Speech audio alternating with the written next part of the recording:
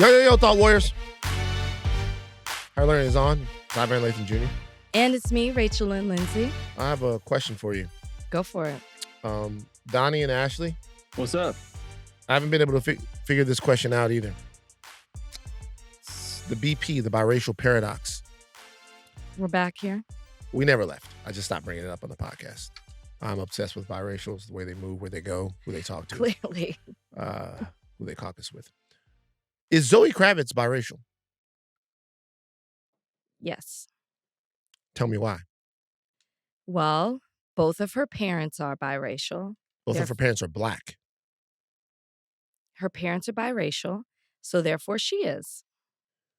Okay, so if you are a biracial, are you black? Well, I think so. Well, if you're biracial as in black and white, yes, I believe that you're black. Can you be both biracial and black? I mean, I'm not biracial, so I can't answer these questions. This is more a BBI question. The leader of your BBI is biracial. Yeah. Well, she's not the leader. Or she's black. But she's on the triumvirate. We don't have a... Okay, excuse me. So here's the thing. One of the founders. Both of her parents are black. Typically, when you're biracial, you have a black parent and you have a white parent, right? Okay. And then that makes a biracial who also identifies as black. But if both of her parents are black, she has two black parents, and then they created someone who is black. It should be, this is the equation. Two blacks make a black. Now, if she had a parent that was biracial and then black, it would be different. But now, I'm not sure what to say about it. Why are you not claiming them as biracial? Because the question is, when does the term biracial come in? I think it's how you identify. Okay. So then are you then either biracial or black? Okay. I think this is up to a person who has a black and white parent, whether they go by biracial, mixed race, whatever. Okay. It's black is how you identify, right? So some people just say biracial, right? Some people don't like to say black. Right. So if someone identifies as biracial, are they culturally black? Do they say the N-word and hang out with blacks and the yo Jay-Z type shit? Are they culturally black? Like, do they What do they look like? Well, it doesn't matter. Forget about that. We're talking about because you have all different tribes of biracials. You have your Halle Berry biracials, which when I was growing up, we'll get to her later on. When I was growing up, I didn't even realize that Halle Berry was biracial until deep into the game. Why are you so fascinated by, like, this is definitely a you thing. Why are you so fascinated how biracial people identify? There's an answer to the question, but it's going to make me look like an asshole. I think people, they have to know because you keep bringing up the topic. I'm curious. Because culture is such a devastating weapon. Okay. It's a soothing thing, but it's a devastating weapon. And what you normally don't have in culture are people who can opt in and opt out of it based upon these arbitrary rules that we've created. Sure. So a lot of times when we're talking about culture or we're talking about what people can and cannot do, what bothers you, what doesn't bother you, it's really based around a set of really arbitrary rules that we've created. They're not arbitrary, but in the grand scheme of things, they are things that we've created to feel culturally safe. Like, it's all technology that's created to feel culturally safe. If you walk into a place and people are doing a certain thing and you know that they're doing it authentically, you go, I feel a little bit safer around these people doing this same thing that I do because I know that I won't be hurt by them. Now, you don't know that, but you feel safer. This is why the whole thing of the barbecue, cookout, whatever came up, because it's like what people are really saying about who we can invite to the barbecue and cookout when they're talking about white people, it's who we can invite to the barbecue or cookout and feel safe with them being there. Right. So, I mean, even though none of those people you should feel safe around. So the biracial thing is interesting because it goes back to us adhering to the one drop rule, which was created in devastatingly direct white supremacy, right? But us feeling safe around people that are black. But then those people were like, Well, we don't really want to be black. Not all the time, at least. Yeah, you're generalizing here. Well, if you make the decision to call yourself biracial, then you're certainly making the decision to not call yourself black. What if people say both? That's the question, Rachel. Because, like, I think there are people that say, I'm biracial, I'm black. I'm sure there are people who say that. That's absurd. Okay. I mean, the reason I hate having this conversation so much is because we shouldn't. Why? Like, because I think we sound honestly silly talking about it because neither one of us are that. But we're black, though. We are black. That's a different conversation. Like, if we're sitting here talking to someone who identifies as biracial, but then they don't identify as black, or they do, that's a question to have.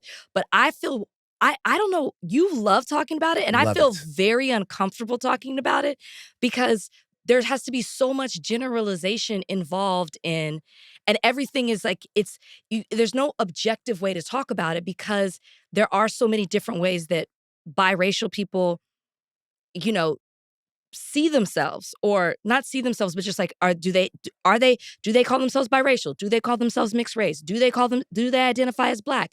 Do they not? Like, it's just, I just hate having this conversation. I feel like it never goes anywhere. It never goes anywhere because you refuse to have it. I won't stop. Here's the deal. This is the deal. I'm willing to have a conversation about anyone that claims to be black. Because we have this conversation all the time. We have this conversation about when people should be able to use certain terms, when people should give cultural deference to certain things, what people should do and what people shouldn't do. You're going to act as a cultural, racial hall monitor all the time, but you're not going to act as that or even have questions about that when it deals with somebody who is black but is also not black. So it's a weird thing, because to me, if we're going to have a conversation, to me, having a conversation about this, and this is just a fun question because I don't know if there's a true answer, right? Is she biracial? She's still half white, but she comes from two black people. But you keep saying she comes from two black people, but both her parents have black and white parents. They're both black, though. So you don't believe that biracial people are black? Well, this is what I'm saying. They are mixed. But are they black? Do they identify as black? So I look at them as black.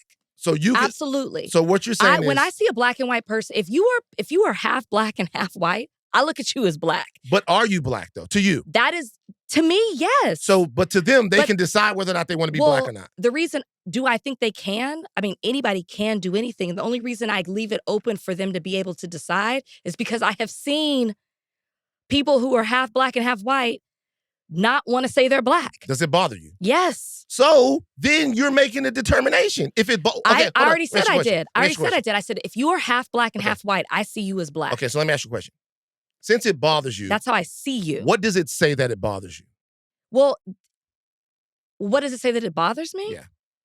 I don't know if I can say what it says that it bothers me, but something that you mentioned when you talked about the opting in and out, that's the part that bothers me. So I feel like, I don't know what it says about me, but I do have a problem with you being half black and half white.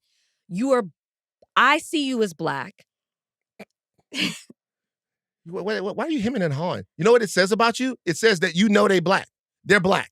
Well, they're black. But I see that. But I also, they're black. But that is me putting my thing on you. If you don't want to identify as black, then don't be black. But the world sees you as black. Don't be black then. Do you want, let me ask you this. Do you want somebody, no. Do you, if I've already said that if you are half black and half white, I see you as black. But if you don't want to identify as black, then don't and go be over there. Let me ask you a question. That's a personal issue. Have you ever criticized someone that was biracial because they didn't identify with their blackness? You don't even need to tiptoe around it. I 100% had an issue with a former bachelorette who did not want to be called black. Right. I was instructed to not say black. I was instructed to say African American and Mexican American because I feel like you look at it almost as like a perversion to be identified as black. Yeah, and if you don't, but they can do whatever they want. You just said a second ago they can be whoever they want to be. Exactly. And if you do want to do that, then go do that over there. Where's over there? Where's over there? Away from me. In the fields? Like, away what are you from talking me. about? You're away what from I'm me. What I'm saying is, I know how you feel about this because I know how most people feel about this, and I don't know why you're doing the extra. I'm literally not. I literally said, I see you this way. However, if you want to identify not as black, cool. And you'll be bothered. Go do that over there. And yeah, like, because I look at it as you are, you feel that there's something wrong about saying black. I deeply feel that. Right, which is probably true. That's why I'm down for the forcing. So, which is probably I'm not true. going to force you. I'm down for the forcing. You're not for me. I'm down for saying, hey, you're not for me. You pop up at the BET Awards. You're doing stuff. You're a black lady. The question remains: Zoe Kravitz, two biracial parents, right? Two biracial parents, whatever. Is she biracial or is she black? Is she biracial? Do biracials make a biracial? What about the biracial equation? I don't know about this part, but if you want me to get down to the nitty-gritty of how I feel about it, I already did that. No, I'm not. I'm already did that. You're afraid of the biracial. Do biracials have their own organization? The Beige Panthers? Tracy. Do they have... I'm about to call Tracy. I know they got the Black Panthers. Do they have the Beige Panthers? But they're not all beige. Stop doing that. Stop. They're not all beige. I get uncomfortable when you objectify it. Well, I'm not objectify. I mean, when you speak of it in an objective way, like I get that. That makes me uncomfortable. Why? Because it's like just like Black people don't like to be referred to as if they're a monolith and they're all the same. Don't do that with biracial people either. It makes me uncomfortable. But here's the thing, though. The reason the BBI is created and Tracy is a part of it because she herself has an issue with certain biracials. Right. Because they're not all the same. But here's the thing, though. This is the last thing I'll say before we move on. This is a way to get us going before we get into the real issues of the day. This is what I'll say. Oh, God, Donnie sent something. Keep going. What he send? What he send? What he send? Let's see it. Mixedinamerica.org. Oh, my God. Let's put it up on here. Thank you, Donnie. A community organization looking to have a more nuanced conversation about race in America. We gotta have them on. Specifically through the multiracial lens. Our goal is to empower the mixed community. There's nothing wrong with that. By facilitating supportive spaces for mixed individuals to explore and unpack their identities. Mixed in America offers services for adults, children, affinity schools, and businesses. Our approach is trauma-informed, holistic, inclusive, and autonomous. They got workshops and courses. They got one-on-one sessions. They got schools and businesses. All because they can't come to terms with the fact that they kind of want to be white. So, all because they got... I'm not going to do that part with you. Hold on. They have come up with a complete organization to come to terms with the fact that they don't want to be all the way black. That's not true. That's not true. Because first off, this organization isn't just for black and white. It's mixed. If you look at it, it's not just the black and white people. I will never agree with you that this organization exists because they can't come to the terms with wanting to identify as white. Like I'm reading, like I have to do an interview later today. With who? For Morally Corrupt. This girl named Sheena Shea. She is half Mexican. Mm-hmm. And she talks about how her dad, who's Mexican, wasn't a part of her life, and her two parents have blonde hair, blue eyes, and she doesn't look like that, and how she talks about growing up and how she wasn't Latina enough in this group and wasn't white enough for this group. And I hear a lot of mixed people talk about this, how like they don't know how to fit in. So I think this group is for that. And I'm just not going to say, like, you can laugh, you can joke. I will never say the things that you're saying about mixed and biracial people. I used to be teased for being black. I'm never going to do that. I used to be teased for being black. Now I'm not black enough because I'm not acting tough or making songs up about where I'm actually from. Who says that? Drake. I figured. I figured. And I felt him. I figured. I felt him when he said that. He was like, I used to get that's actually a hard bar. That's actually, Drake can actually do the introspective Drake thing where he talks about his actual life. Mm-hmm. I used to be teased for being black, but I'm not black enough because I'm not acting tough or making stories about where I'm actually from. You know what I'm saying? And then what did he do? Well, here's the deal. Then he said, let me start making up some stories. But here's the deal, though. Here's the deal. Because it's hard to stay in that space of vulnerability with people when you're talking about that type of stuff. It's hard to stay in that space because people go, nigga, is you black or not? Okay? You saying the N-word and all of that, is you black or not? You cool with us? You cool? It's cool. You know what's funny? And this is the last thing I'll say about it. It's just funny to me. It's just funny. I'm from Louisiana, home of the Creoles. Home of the Creoles. A lot of Creoles who are now going viral for saying that they're not really black, right? Oh, is that a thing? Is that a thing? Well, there was a time when they weren't. There was a time in Louisiana, the history of Louisiana, where there were 3 very distinct racial classes that had different rights. There were black people, there were white people, and there were Creole people. The Creole people South Africa. were either, yeah, I mean, there are places like that exist everywhere, right? Mm-hmm. The Creole people were either kind of black or kind of white, depending on how you look at it, right? Mm-hmm. The interesting thing is, as black identity, black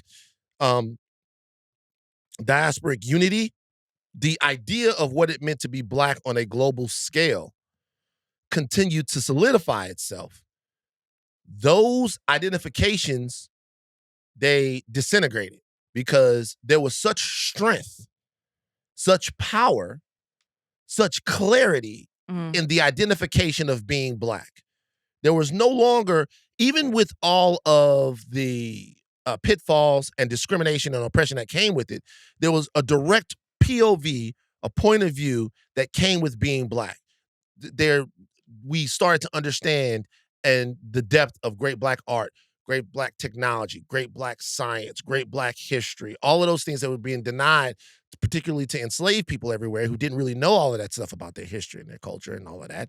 It started to become something that there was strength and power in being black. Then we got to a point to where it was like, yeah, but I got a white mama, so let me figure it out on that, which is cool. I get it. When they othered themselves. And I wonder why. No. The person who othered themselves, you know why. Well, no, I don't.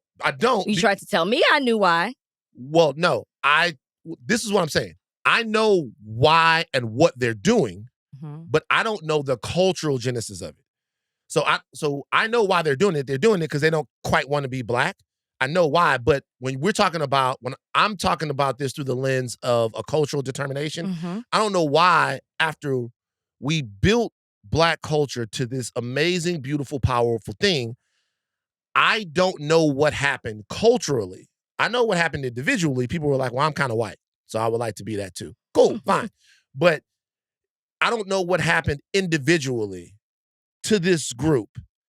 Like, I don't know why this group exists. I don't know what happened individually. I don't know if it was the internet, which made all the tragic mulattoes find each other. I don't know I don't know what it was that made this happen. If it was the fact that they collectively went to stores and then did not have product for their type of hair. They couldn't use mane and tail, and they couldn't use Pantene Pro V hot oil treatment. And they didn't see anything there for them.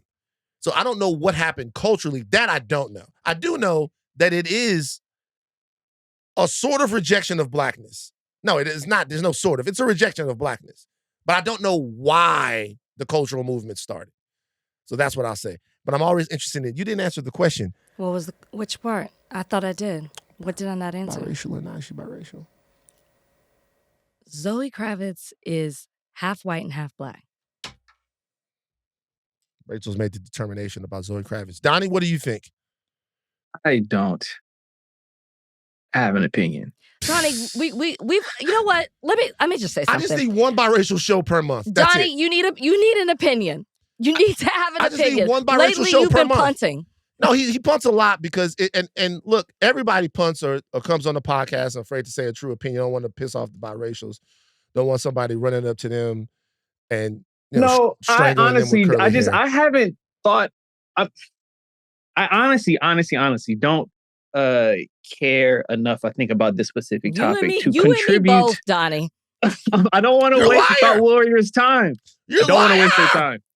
You're a liar. If I'm gonna be forced, either I just sit here You and let brought you it- rant, like you- or I have to participate in the conversation. You care though, because you cared enough to I make have an an issue opinion. about it, about when something actually happened, and you cared about the old girl from The Bachelor. Well, that is something Bachelor, which is personal. biracial city, by the way. That is They love a something good biracial. personal that I had to deal with and that I could not understand. So that, yes, I can tell a personal story, Right. You But- cared about it. but I don't. Got pissed off. Can I ask you a question? Like, do you feel responsible for the fact that The Bachelor went? You was too black for them, I was too black. and so they was like, no more. It feels that way. But then That's they had what happened. But then they had Charity. No, that is what happened. Yeah. But then they had Charity, who's black. Yeah, shout out to Charity. Yeah. So after that, they was like, we're not going full on anymore, and they made a determination. It took some years for them to come and, back. and see, that's the same. You see, y'all don't. Okay, it's fine. Donald Trump spoke today. He had a press conference. He announced that he's going to take federal control of the police department in D.C. and deploying 800 National Guard troops to fight crime there. This is coming after a member of the Doge reported being beaten Big balls in an attempted carjacking. Yeah. He shared a photograph of the victim on social media, and he wrote, "If DC doesn't get its act together and quickly, we will have no choice but to take federal control of the city."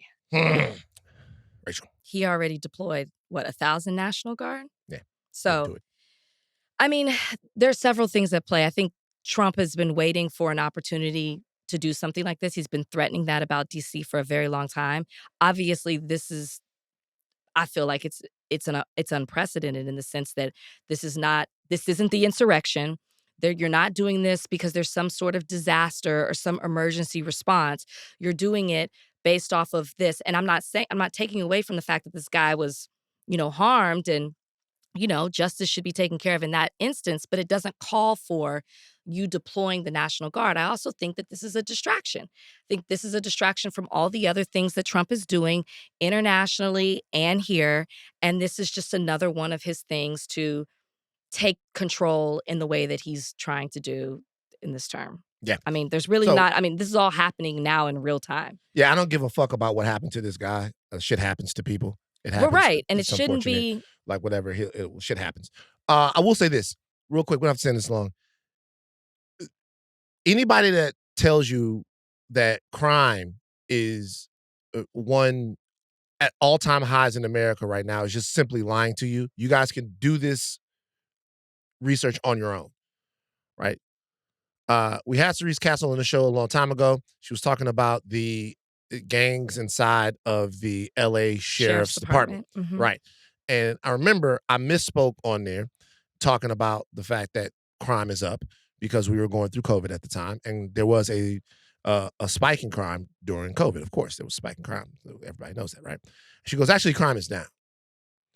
And if you look at the trajectory of crime in America throughout the last 3 or 4 decades, the crime that we're experiencing right now in contemporary America pales in comparison. We're talking about like times where cities were having over 1,000 murders, 1,400 murders to the 80s and the 70s and into the mid to late 60s. Like, it pales in comparison to it. Like, if you were to compare not even so much year over year, but decade over decade, 5-year period over 5-year period, the country continues to get safer and safer. Right. Anybody that is denying that for any reason whatsoever, they're doing it to whip you up so that they can take more control and power. That's the bottom line. Even DC, I was on CNN and we were talking about this. Carjackings, what happened to big balls there, down 37% since the spike that we saw from COVID. DC itself, if people think that DC is a dangerous place now, DC itself was insanely dangerous. There was lore and story about the drug dealing and the murders that were happening because of the drug dealing in DC, mid to late 80s, on into the early to mid 90s. Why do I bring that up? I'm saying this has nothing to do with the crime in DC. And anyone who is telling you that American crime is in such a dire, ridiculous, aggressively violent situation that they have to take over a city is lying to you. The question isn't whether or not they're lying. The question is why they're lying. That's the question. So this is actually not like a big deal. Like 30-year low, blah, blah, blah, all of that stuff. This is not even a big deal. The question is why. You guys know why. There are a bunch of reasons why Trump is seeking to understand and then push the limits of presidential power. Of course. Without taking into consideration anything else. And this is also a good thing to do to get people's minds off of the fact that Donald Trump doesn't want us to know who the powerful pedophiles in the country are. And whatever he has to do, they said that they were going to put a nuclear reactor on the moon. A nuclear reactor. You didn't see that? Nuclear reactor on the moon. You guys, doesn't matter. Trump is going through a whole bunch. It's going to get crazier and crazier because he don't want to put the files out. Donnie, next thing. All right. Football is back. Shedeur Sanders had his first start, preseason game #1 for the Browns. Played pretty well. He played in about 3 quarters, a little bit less than 3 quarters. Completed 14 of 23 passes, threw for 138 yards and 2 TDs, had 19 rushing yards. You laughing at him? What y'all think? Donnie said he threw for 138 yards. Leave Donnie alone. He threw for 138 yards. 138 passing yards for the Cleveland Browns. There you go. That's better. Did you watch? I did. I watched the first half. That's the only football I watched, which doesn't that say a lot? That I was, I mean, Cowboys played here and I still was not even amped about it. You see what happened to CeeDee Lamb? So let's talk about Shedeur. Ran right up his back. So let's talk about referee ran up his back. Can't afford anything else. I have to go to a premiere tonight for the Cowboys documentary. Cowboys documentary. What is it called? We Ain't Won Since Tupac Was Alive? It's really centered around Jerry. Jerry Jones? What's it called? Ooh, it's called I Hate Niggas. The Jerry Jones story. It's called America's Team, the Gambler and the Cowboys. Oh my and his God. Cowboys. You know what's probably Cowboys. His Cowboys. His Cowboys. The problem with the Cowboys, I'm gonna talk about this a little bit later. I don't want to talk about this. No, I'm gonna talk about after we get to Glazer of the Week. After we do the Glazer of the Week, I'm gonna talk a little bit about what it means to actually get glazed. The problem with the Cowboys, the real problem with the Cowboys is y'all won't get off your own dicks. It's not us, it's him. If the Cowboys fans are like this too. If the Cowboys fans could get off their own dicks for a little while and literally take a bird's eye view at the organization and at the Cowboys' history and who the Cowboys really are, it might help them make some tough decisions about winning, but they can't get off their own dicks, and that's the reason why the Cowboys haven't won a Super Bowl since since Hit 'Em Up was playing in the clubs prominently. Cowboys haven't won a Super Bowl because they've been highly mismanaged. And there's a lot of ego and pride there. And that's not a fan. Because of the Cowboys. It's because of who's making the decisions. Right. Literally, as Donnie pointed out, he corrected me. I said, Gambler and the Cowboys. And he goes, his Cowboys. A possessive cow is in front of the Cowboys. I don't think that Cowboys fans treat Jerry Jones like other fan bases treat bad owners. I think they give him a pass.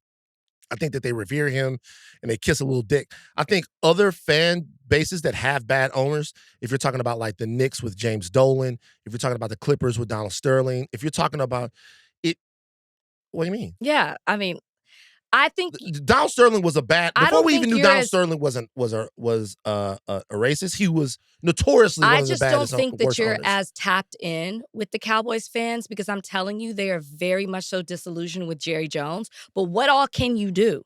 You know what I mean? Like I am, and I'm going to the premiere tonight. See? Networking. See what I'm saying? See, y'all too Hollywood. Y'all Hollywood right in the middle of Dallas. Back to Shedeur, though. But Shedeur, yeah. I mean,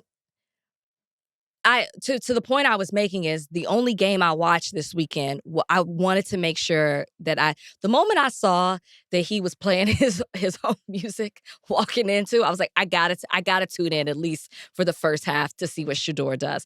But I think that says a lot about who he is as a player, not just what he does on the field, but off the field and the interest that people have. I am not a Browns fan by any means, but I think this is one of the most exciting things that has happened in a long time for the right reasons when it comes to the Cleveland Browns. I mean, I guess people were excited when Baker Mayfield came, but like there's excitement whether he's good or not. People are tapped in. There were people in the audience that were wearing Colorado jerseys. There were people wearing Shedeur's jerseys. That's who people came to see and what they were talking about. So for me, he's no interceptions. He had a solid performance. Mhm. This was the biggest stage I feel like that he's played on. He showed up, he rose to the occasion, and he did well. He wasn't too cocky, even in post game. The way that he would talk about it, he was so appreciative of the opportunity that he had, and we know that he got it because two of the quarterbacks are injured right now. So he was able to step in. He played against some Panthers starters. I think that should be acknowledged too. So it's not like he was just like playing against everybody he was playing against was trying to make the team. He was playing up against some starters on defense, and he did well. He didn't look like he was phased or anything. So it couldn't have gone better. I mean, yeah, he may have had better stats, but like it couldn't have gone better for him. Were you familiar with the narrative that was happening before the game? So the narrative before the game from a lot of people was that he was being set up to fail. Oh, well, because he wasn't getting reps. In training camp. He was getting reps with the third teamers, and so he's going to go in there and he's going to throw the ball all around the stadium, get picked off 4 times, get sacked and he might 12 have been. times, and then it was going to be actually the fault of the team that was setting Shedeur up to fail because they don't want him to be successful because for some reason the team doesn't want to have good quarterbacks on the roster. The only push he could have been, and that could have been a thing. Only reason I would push back on that is because Pickett and Gabriel have injuries. So I think that if they hadn't, we would have seen them go in and play in the game. And I don't know if Shedeur would have been able to play at all. So the reason I can't say, they set him up to fail, well, they weren't going to play Flacco. Yeah, Flacco's not going to play. He's been in the league 20 years. So he's not going to. So they were. So so this is what I'll say. Great game. Shedeur Sanders is quickly going to become my favorite athlete. It's going to be easy. I don't think I've ever rooted harder for anyone to succeed as much as what I'm going to be rooting for Shedeur Sanders to succeed because he's got that thing that you can't really teach, which is that he gets under a motherfucker's skin. I feel like as a Shedeur Sanders believer, I feel like the Caitlin Clark fans feel. Because Shedeur, everything he does, people want to watch it. Mm-hmm. Because you have to have an opinion about him mm-hmm. to have an opinion about, you have to have an opinion on Shedeur Sanders. It's too fundamental to too many things. It's a conversation about nepotism. It's a conversation about talent. It's a conversation about being ego. Black in America, ego, Black mm-hmm. culture. It's mm-hmm. a conversation. It's just, there are too many different things that are caught up in the Shedeur Sanders zeitgeist mm-hmm. for you to just be like, I don't care. I don't care. Well, do people hate on Shedeur because he's Black, or do people hate on Shedeur because he is cocky? And do people take cockiness from a Black athlete differently in a way than the way they take cockiness from a white athlete? All of these things are ripped up into one. But I can tell you one thing. When he plays well, it bothers people. It bothers people so much. When he plays well, it gets under people's skin. It irritates them. Yeah. And I like that. Now, I'll be honest with you. During the Colorado days, in terms of college football, there were times when I was like, hey, Colorado as a team has to prove more for us to be as obsessed with Colorado as what we are. They have to prove more. They have to do more. They have to be more dominant, whatever. Mm-hmm. Shedeur, though, when he was in college, made throws and made plays and was one of the toughest motherfuckers I ever seen on the football field, college football field. Mm-hmm. You could not say. Were there things about, he's a kid, obviously, sometimes, what time is it, the watch stuff, all of that stuff, whatever. Maybe you don't do that as much if the team wasn't winning. Maybe you could be upset about that if you wanted to be. Don't bother me. It's like, talk your shit. But now that he's in the pros, away from my beloved college football, right? Now that he's in the pros, I'm fucking with him. So I also wonder how much does the media put Deion Sanders' personality on Shedeur?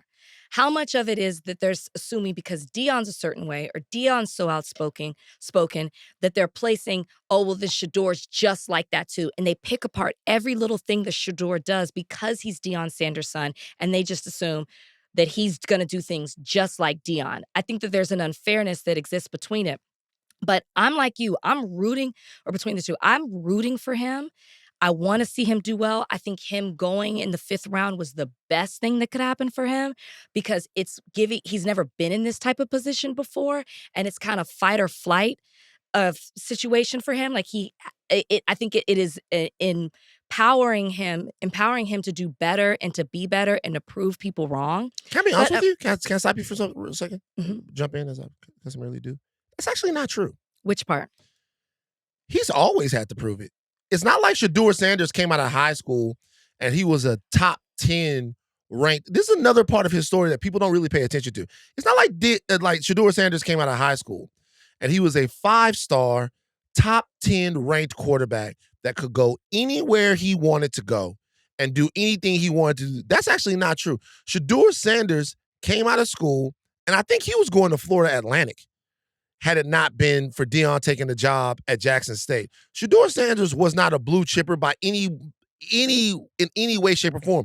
He went to Jackson State, played really well. And then when he went to Jackson State and played really well, people, when he got to Colorado, were definitely like, he's not going to be able to do it at Colorado. That he was playing HBCU, FCS football, and it was going to be a rude awakening for him when he got to Colorado. And it just wasn't. Okay, so here's what I mean about this. I'm not saying he was a top 5 recruit. What I'm saying is being Deion Sanders' son, there was an opportunity for him. When you talk about conversations around him, nepotism, that wouldn't have been, if he was not Deion Sanders' son, he would have been at Florida Atlantic University, and he wouldn't have had the stage, his father, the attention, all of that, or even have the capability to train a certain way that he can because he's Deion Sanders' son. So yes, he went to Jackson State, but there's still the Deion Sanders bubble that's around him. He had the same thing when he went to Colorado. There was the hype. There was Deion, who was like the machine behind him and everything that came with it. Now Deion's not there. You're in the NFL, owners, GM, they have to pick you. And a lot of people feel like he should have gone higher, but it's out of Deion's control. He went 5th round. It is more Shedeur, I feel like, the perception I have, on his own more than ever. And I think that is like, I don't need my dad. I can do this by myself. I deserve to be here. And it's just a little different to me, is what I'm saying. I take that point. I take the point that he was going to play when his father was the head coach. However, I will say, every single level of football that he's been asked to prove his skill as a player. Not doubting that. Prove his skill as a player. He was asked to prove it at Jackson State, play really well. He was asked to prove it at Colorado, was legitimately the only thing that they had. Actually, they had Travis Hunter. They had Jimmy Horn. They had some talent at the skill positions. But to watch them, they played a game against, I think it was North Dakota State, which is the FCS team, but it's like a really high-quality FCS team. And you start to look in the trenches and you're like, Colorado's having problems competing with them.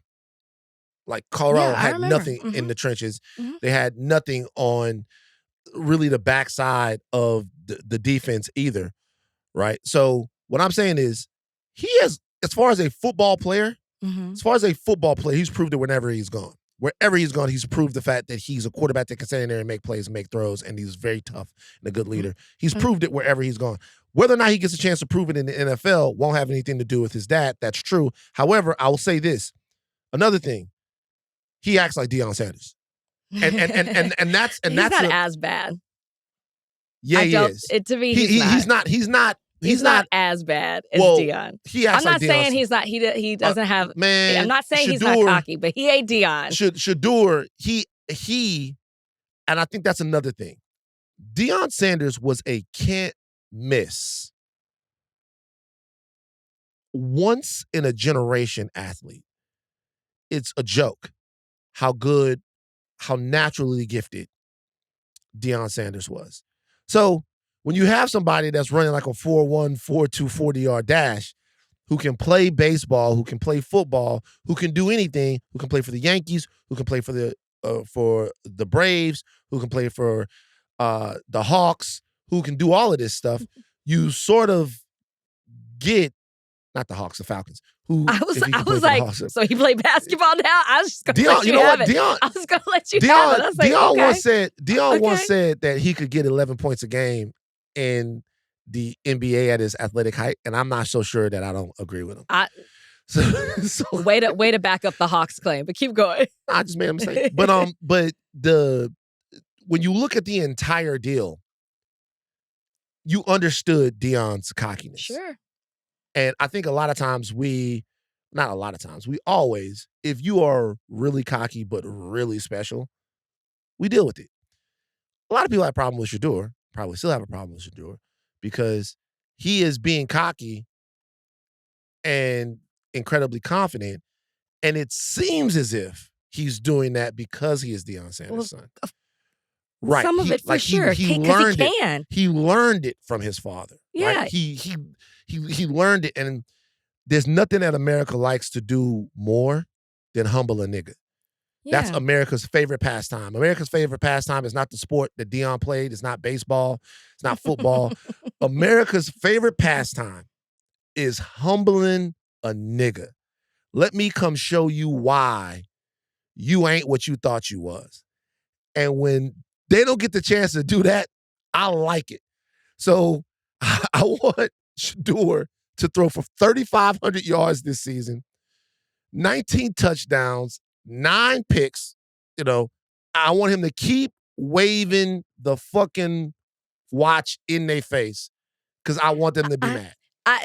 And this is what I'll say for the Cleveland Browns from a business perspective. I think it would be ridiculous for them not to keep him on the team just because, like I started off saying, I'm not a Browns fan, and I even was tuned in and tapped in. So many people are watching, whether they're hate watching or because they're a fan, they are. Yeah. His jerseys are selling out like crazy. There is money to be made, and I don't understand. I know he's 4th string. I know they got six quarterbacks over there, something like that. It's him, is it Gabriel. 6? I thought it was 4, and then I could have sworn. Gabriel, Flacco, Pickett. Who else they got, Donnie? I feel like because I thought there were 4. I thought there were 4 or 5. But then, yeah. But they got Deshaun Watson on the roster. He's not gonna play. Yeah, they have Deshaun Watson. Got Deshaun Watson on the roster. There's somebody else, I think. But anyways, the point being, it would be ridiculous for them not to. And if they don't, that is them humbling him. What do you mean?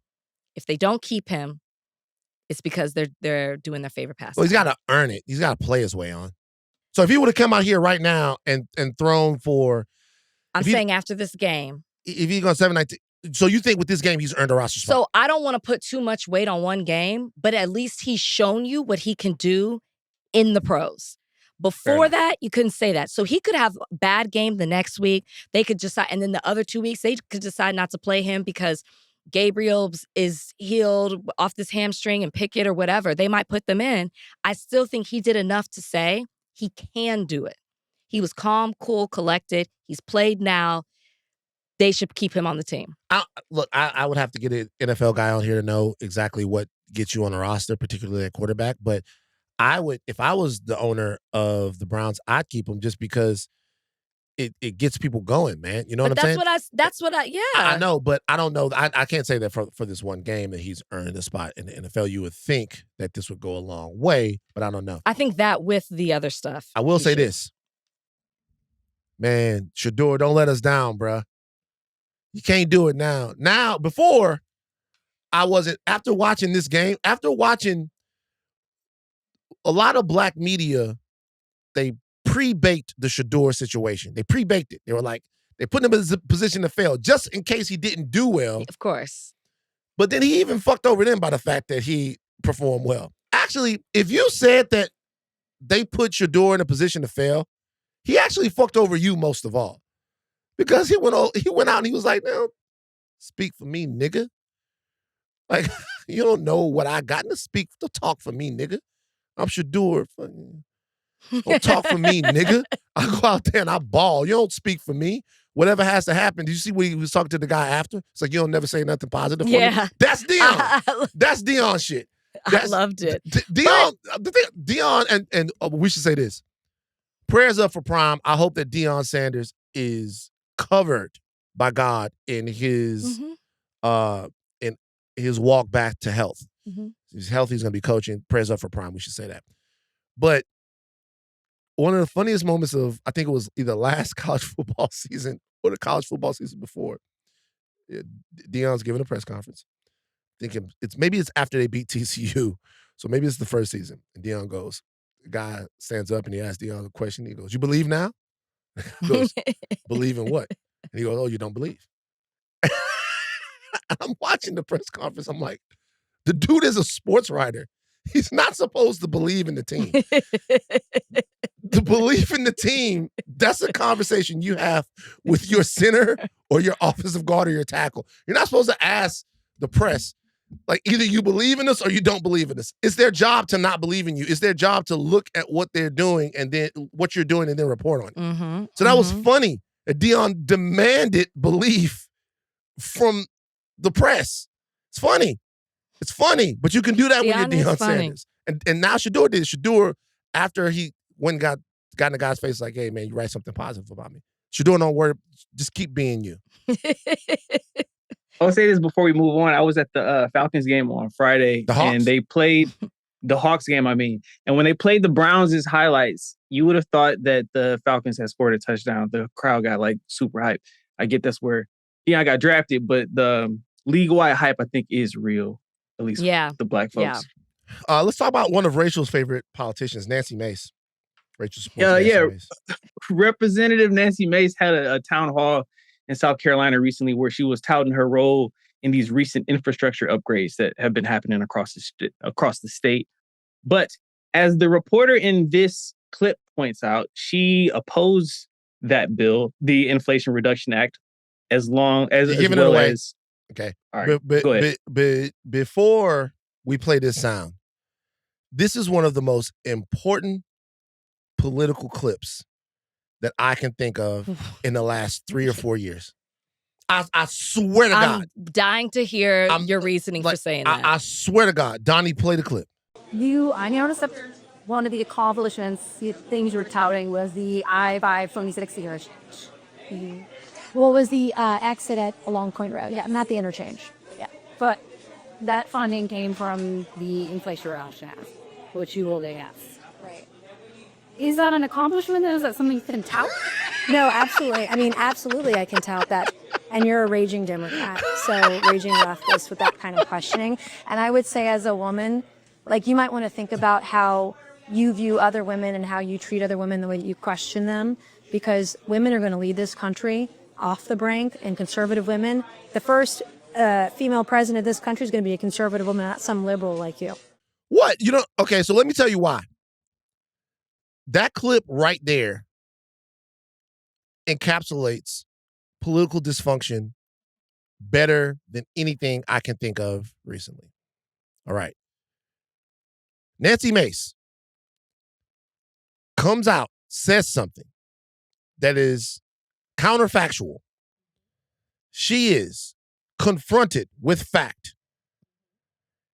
And then not only does she melt down, but she runs into a pre-cooked political siloed corner to lob the most generic insults at the reporter. You have so many things in there, and particularly if you go a little bit deeper into Nancy Mace's career and what she's had to do in order to get to the perch to where she probably will end up being the governor of South Carolina, right? You have, number one, a complete insincerity there, right? Or really a toxic insincerity, because the infrastructure bill ended up producing something that was worthwhile for the people in her state. And rather than say that and give credit where credit is due to the Biden administration, she claims credit for something she voted against. Right. She voted against it for Right. political reasons. She took credit for it for political reasons. Then she lashed out at the reporter for political reasons. Do you know what was not in Nancy Mace's calculus at any point during that entire deal? The people of South Carolina. Right. The people of South Carolina had nothing to do with that discussion. Mm-hmm. Because if the people of South Carolina were her primary focus there, she would have said, I had a lot of disagreements with Joe Biden, but I think what we need is a lot more of the emphasis and focus on infrastructure, Mm-hmm. like the Infrastructure Act provided us. Like, we need to have conversations, particularly in South Carolina, about things like Wi-Fi in rural areas, Right. about roads, about bridges, about other things that the Infrastructure Act addressed. Mm-hmm. And so while there were definitely things in the bill that I didn't like, if you want more stuff like that, then the people of South Carolina should always know that it doesn't matter who's in the White House. I'm going to be open to discussing things that make their lives better, regardless of politics. That's not what she do. That's not what she did. She acted like she thought of it and it was her idea. And then when she was confronted with the fact that her politics were bad on it, she lashed out and said, Democrat, Democrat, leftist, leftist, and then played the woman card. You know what's funny is because that's not the whole clip. When she's confronted about it, she starts talking. She's like, yeah, that's right. And she starts talking. And then the reporter's like, no, but I don't think you're understanding what I'm saying. I'm saying that you didn't vote for this, yet you're taking credit. And then she keeps talking. And it's almost as if she's like, well, I'm just going to keep talking. This is what the press secretary does too. I'm just going to keep talking and just filling up the space with words and say a whole lot of nothing. And hopefully they just get exhausted or they just get caught up and they don't realize that I'm not saying anything. It's almost as if she was trying to do that in the longer clip. She was trying to do that. And then she just goes, actually, you're a raging Democrat.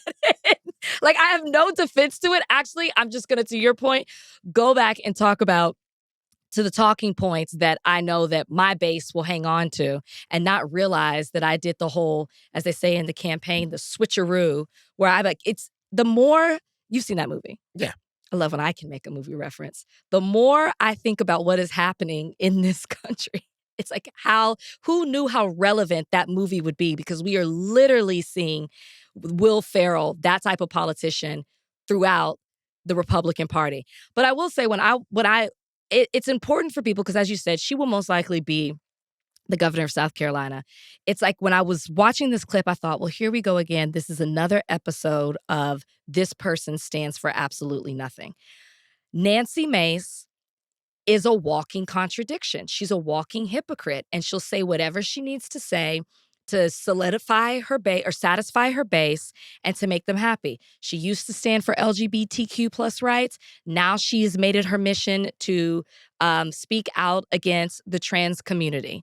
She says that she's about women and she believes in supporting women and she would do all these things, yet she's never spoken out about Donald Trump. She hasn't spoken about some of the other things that have gone on in her party. She supported Matt Gaetz. She did speak out about some of the things that supported her party. About women? Yeah. She did speak out. When it came to herself? No, she called the inclusion of the abortion travel reimbursements an asshole move. It's worse than what you're saying. She did speak out about it. Nancy Mace said that Republicans were going to have problems winning votes if they continue to be assholes to women. And then you know what happened? Donald Trump in a primary supported Nancy Mace's opponent. She won anyway, but she completely flipped. That's what I'm saying. So what I'm saying is it's not to the point that you're making. It's worse because she tried to position herself or acted as if early on that she was a moderate member of the Republican caucus, right? And when that seemed as if it was going to lead to Nancy Mace not being as elevated in the Republican political order as she wanted to, she completely changed. And not only changed, went to the other end of the spectrum. And that is the type of politics correct that's destroying America. And that we didn't even talk about the DEI of it all. how she graduated, got her education, all based off of DEI, and now wants to eliminate it. Again, the point you made, she doesn't care about the people. She only cares about herself, which is why I say this is another episode of somebody who stands for absolutely nothing. It was Megyn Kelly last week. It's Nancy Mace this week. She does stand for something. She stands for herself. And so that's the kind of thing that we kind of have to look at, to me, when we're parsing through these various political figures.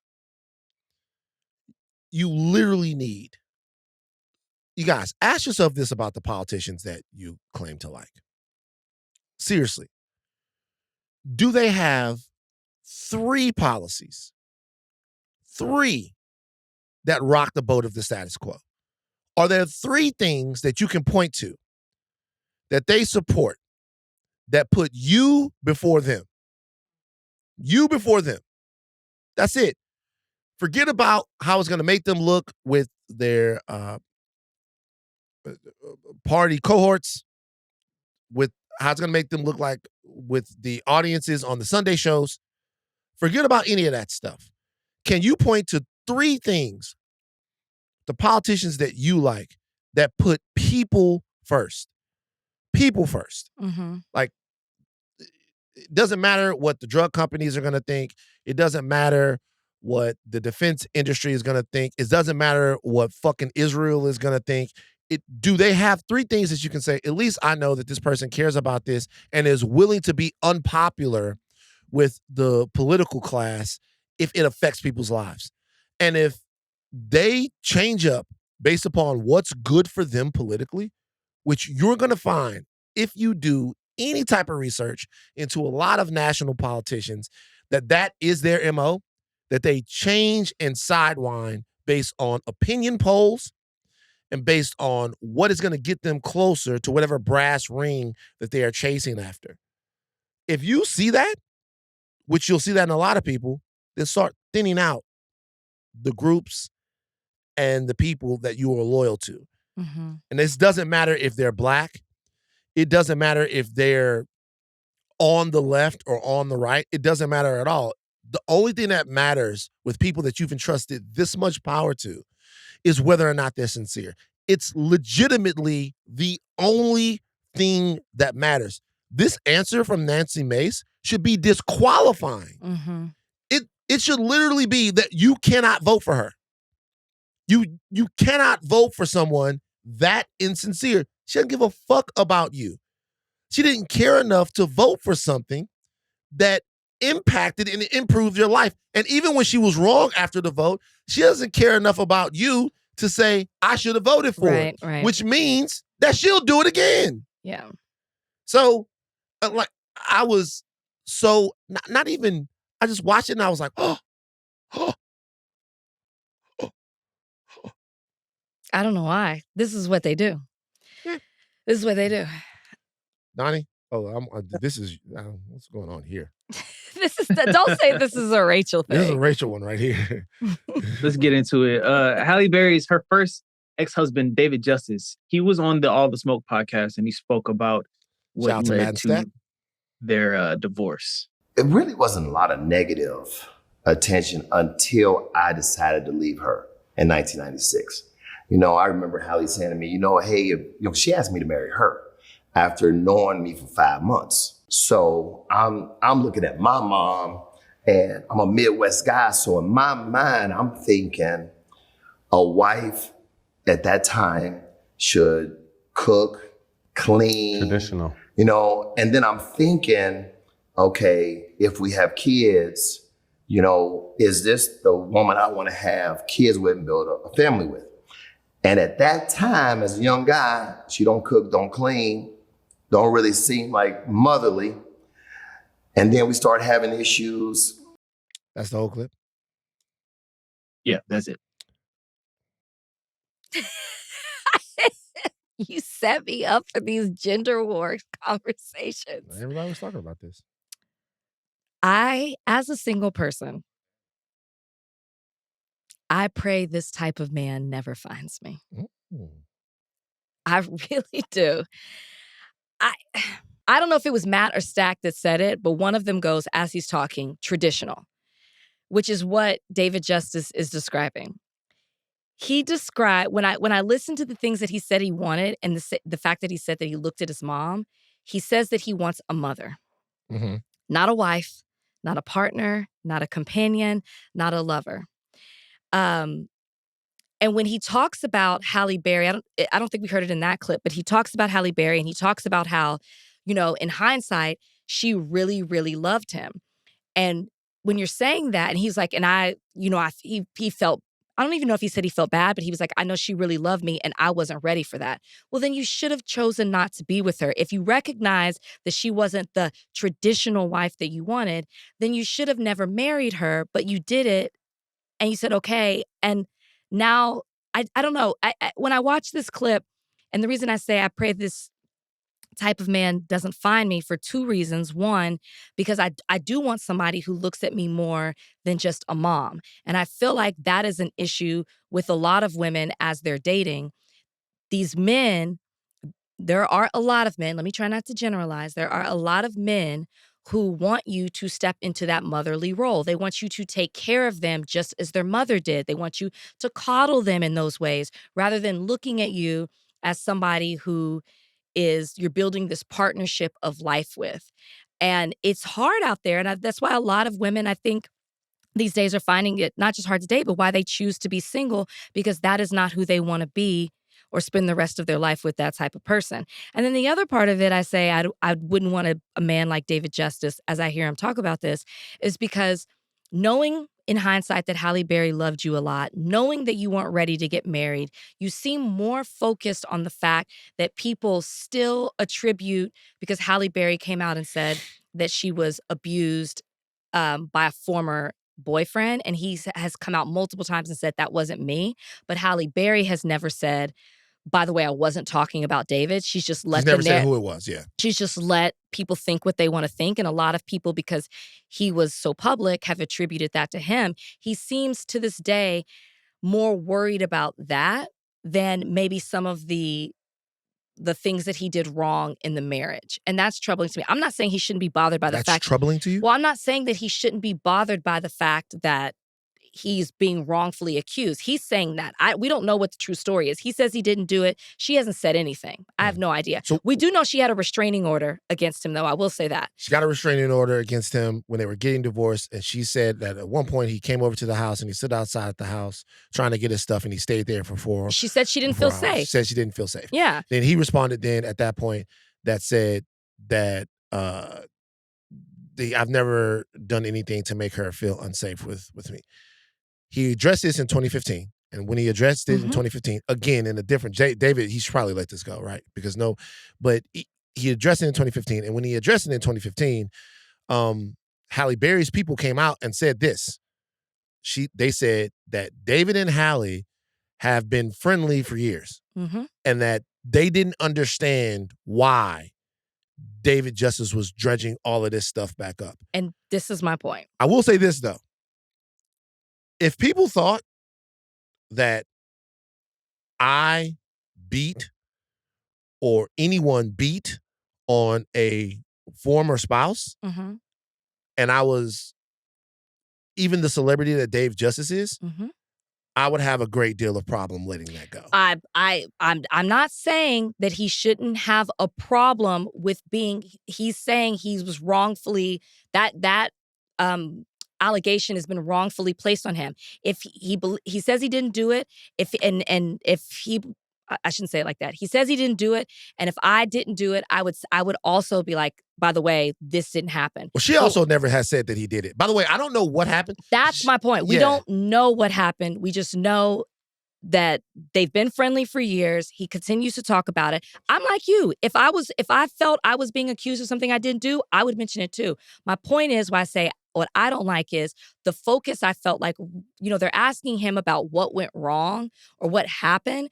And you keep focusing on this rather than talking about, I would think 30 years later, it's been almost 30 years since you guys were divorced, separated, that you would talk about more. And now you're married with 3 children. You would talk more about, hey, I realized she loved me more, I didn't, the mistakes I made in the marriage, there would be some reflection more on that than more so, again, trying to clear your name. That's what I have a problem with. I felt like the focus was more on that. That's all I'm saying. When it has been addressed before and the team has come out and said, why are you bringing this back up? Because this is what happens too. Well, I looked at the comment section. When he brings it back up, people start talking about it again. I agree with that. I agree that it doesn't serve him at all to continue to bring it up.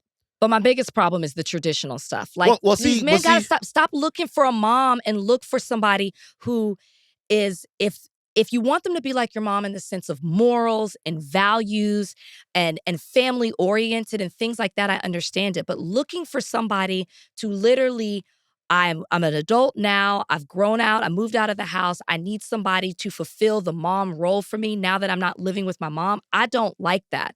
I don't like how he talked about what he wanted from Halle. Halle was successful. She was talented. She loved you. You admit that. She was loyal to you, and that wasn't enough for you. You wanted her, despite her making a name for herself, which I would assume, you were attracted to those things. Her, outside of her beauty, her talent and all those things, that wasn't enough for you. You wanted this. And I just hate when I see that, because I see that type of rhetoric a lot from not necessarily from me in dating, but with my friends that are dating. And I hate that. Well, okay. Couple of things. Number one, I think I already said it. If there was an idea out there that I had been physically abusive to someone and it wasn't true, I'm not saying that it's not true. I don't know whether or not it's not true, whether that's true or not.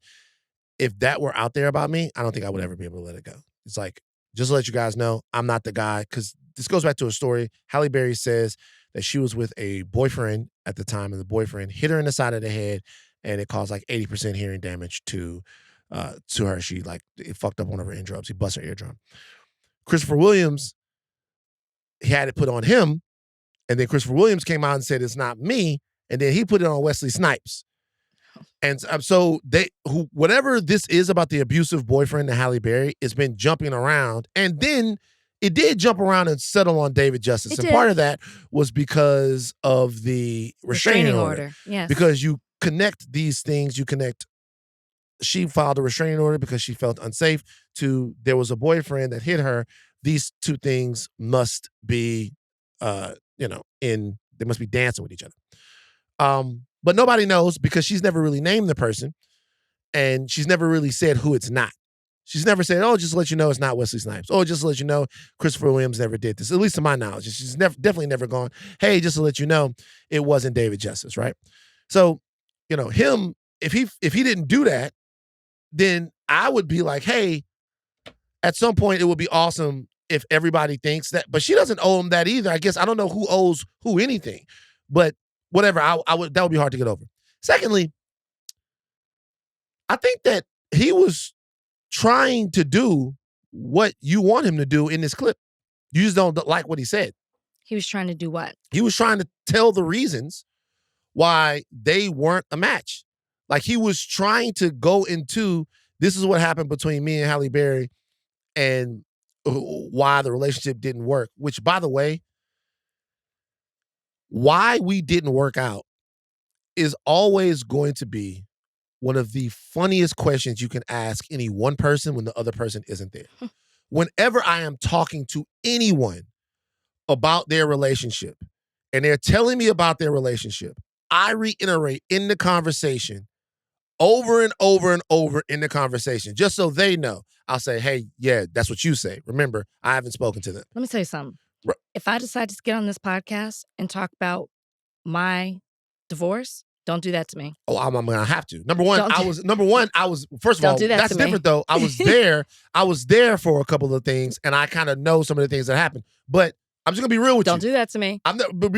I've never heard what he's had to say. I've never talked to him about it before. Don't do that to me. You are probably the villain of his story. Oh, for sure. As much as he is the villain of yours. So I'm not going to say that I don't. A couple of things there. There are a couple of things. A couple of things there I know are true. I was there when they happened. There's a couple of things, but at the same time, I'm not there to litigate what happened Don't in a do that to me. relationship or what didn't happen in a relationship. You are down for me. You are on my side. I am on your side, but that doesn't mean I that would you're. never lie to you. But here's the deal, though. I'm on your side, but that doesn't mean that you're right.